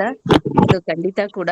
ನಾವು ಮೊದಲು ಓದಿದ್ದಕ್ಕೂ ಈಗ ಓದೋದಕ್ಕೂ ಮತ್ತೆ ಮುಂದಿನ ದಿನಗಳಲ್ಲಿ ಓದಕ್ಕೂ ನಮ್ಮಲ್ಲಾಗಿರೋ ಬದಲಾವಣೆಗೋ ಅಥವಾ ಅಪ್ಪ ಬದಲಾವಣೆ ಮಾಡ್ಸಕ್ ಹೊಳವನ್ನ ಮೂಡಿಸ್ತಾನೋ ಅನ್ನೋ ಅನಿಸಿಕೆ ನನಗೆ ವ್ಯಕ್ತ ಆಯ್ತು. ಆಮೇಲೆ ಒಂದು ಜಿಜ್ಞಾಸೆ ಕೂಡ ಮೂಡುತ್ತೆ. ಅಪ್ಪನ ಚರಿತ್ರೆನಲ್ಲೇ ಬರುತ್ತೆ. ಅಂದ್ರೆ ಈಗ ಈ ಶಂಕರ ಭಗವಾನ್ರು ಹೇಳ್ತಾರೆ, ಇನ್ ಮುಂದೆ ನೀನು ಕೀರ್ತನೆಗಳನ್ನ ರಚಿಸಬಾರ್ದು ಅಂತ. ಅದನ್ನ ಗುರುವಾಕ್ಯ ಪರಿಪಾಲನೆ ಕೂಡ ಮಾಡ್ತಾರೆ ಅಪ್ಪ.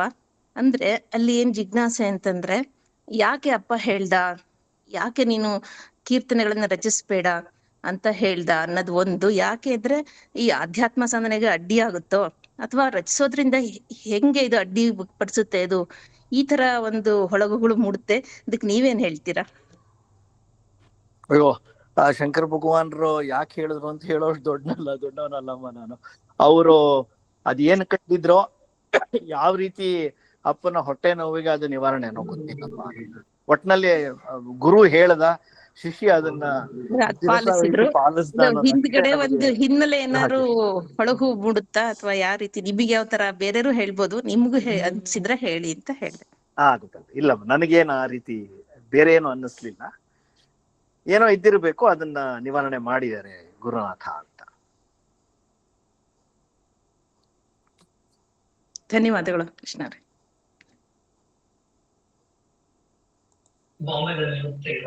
ಇನ್ಯಾರಾದ್ರೂ ಮಾತಾಡ್ತೀರಾ?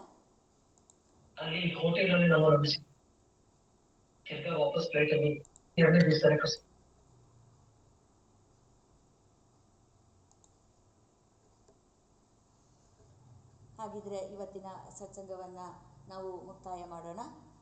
ಕೃಷ್ಣ ಅವರಿಗೆ ಮತ್ತೊಮ್ಮೆ ಹೃತ್ಪೂರ್ವಕ ಧನ್ಯವಾದಗಳನ್ನು ಹಾಗೆ ನಮಸ್ಕಾರಗಳನ್ನು ತಿಳಿಸ್ತಾ, ಇಂದಿನ ಒಂದು ಅದ್ಭುತವಾದ ಸತ್ಸಂಗವನ್ನು ನಮ್ಮ ಮನಸ್ಸಿನಲ್ಲಿ ಹಾಗೇ ಮುಚ್ಚಿಟ್ಕೊಳ್ತಾ, ಅದರ ಅನುಭವ ಹಾಗೆ ನಮ್ಮ ಮನಸ್ಸಿನಲ್ಲಿ ಇಟ್ಕೋತಾ, ಹಾಗೆ ಮುಂದಿನ ವಾರಕ್ಕೆ ಕಾಯ್ತಾ ಇಂದಿನ ಸತ್ಸಂಗವನ್ನು ಮುಕ್ತಾಯ ಮಾಡ್ತೀನಿ. ತಮ್ಮೆಲ್ಲರಿಗೂ ನಾನು ಸತ್ಸಂಗಕ್ಕೆ ಆಗಮಿಸಿದ್ದಕ್ಕಾಗಿ ಹೃತ್ಪೂರ್ವಕ ಧನ್ಯವಾದಗಳನ್ನು ತಿಳಿಸ್ತೇನೆ, ಹಾಗೆ ನಮಸ್ಕಾರಗಳನ್ನು ತಿಳಿಸ್ತಾ ಇದ್ದೇನೆ. ಸರ್ವೇ ಜನಾಃ ಸುಖಿನೋ ಭವಂತು, ಸರ್ವೇ ಸಂತು ನಿರಾಮಯಾಃ, ಸರ್ವೇ ಭದ್ರಾಣಿ ಪಶ್ಯಂತು, ಮಾ ಕಶ್ಚಿತ್ ದುಃಖಭಾಗ್ ಭವೇತ್.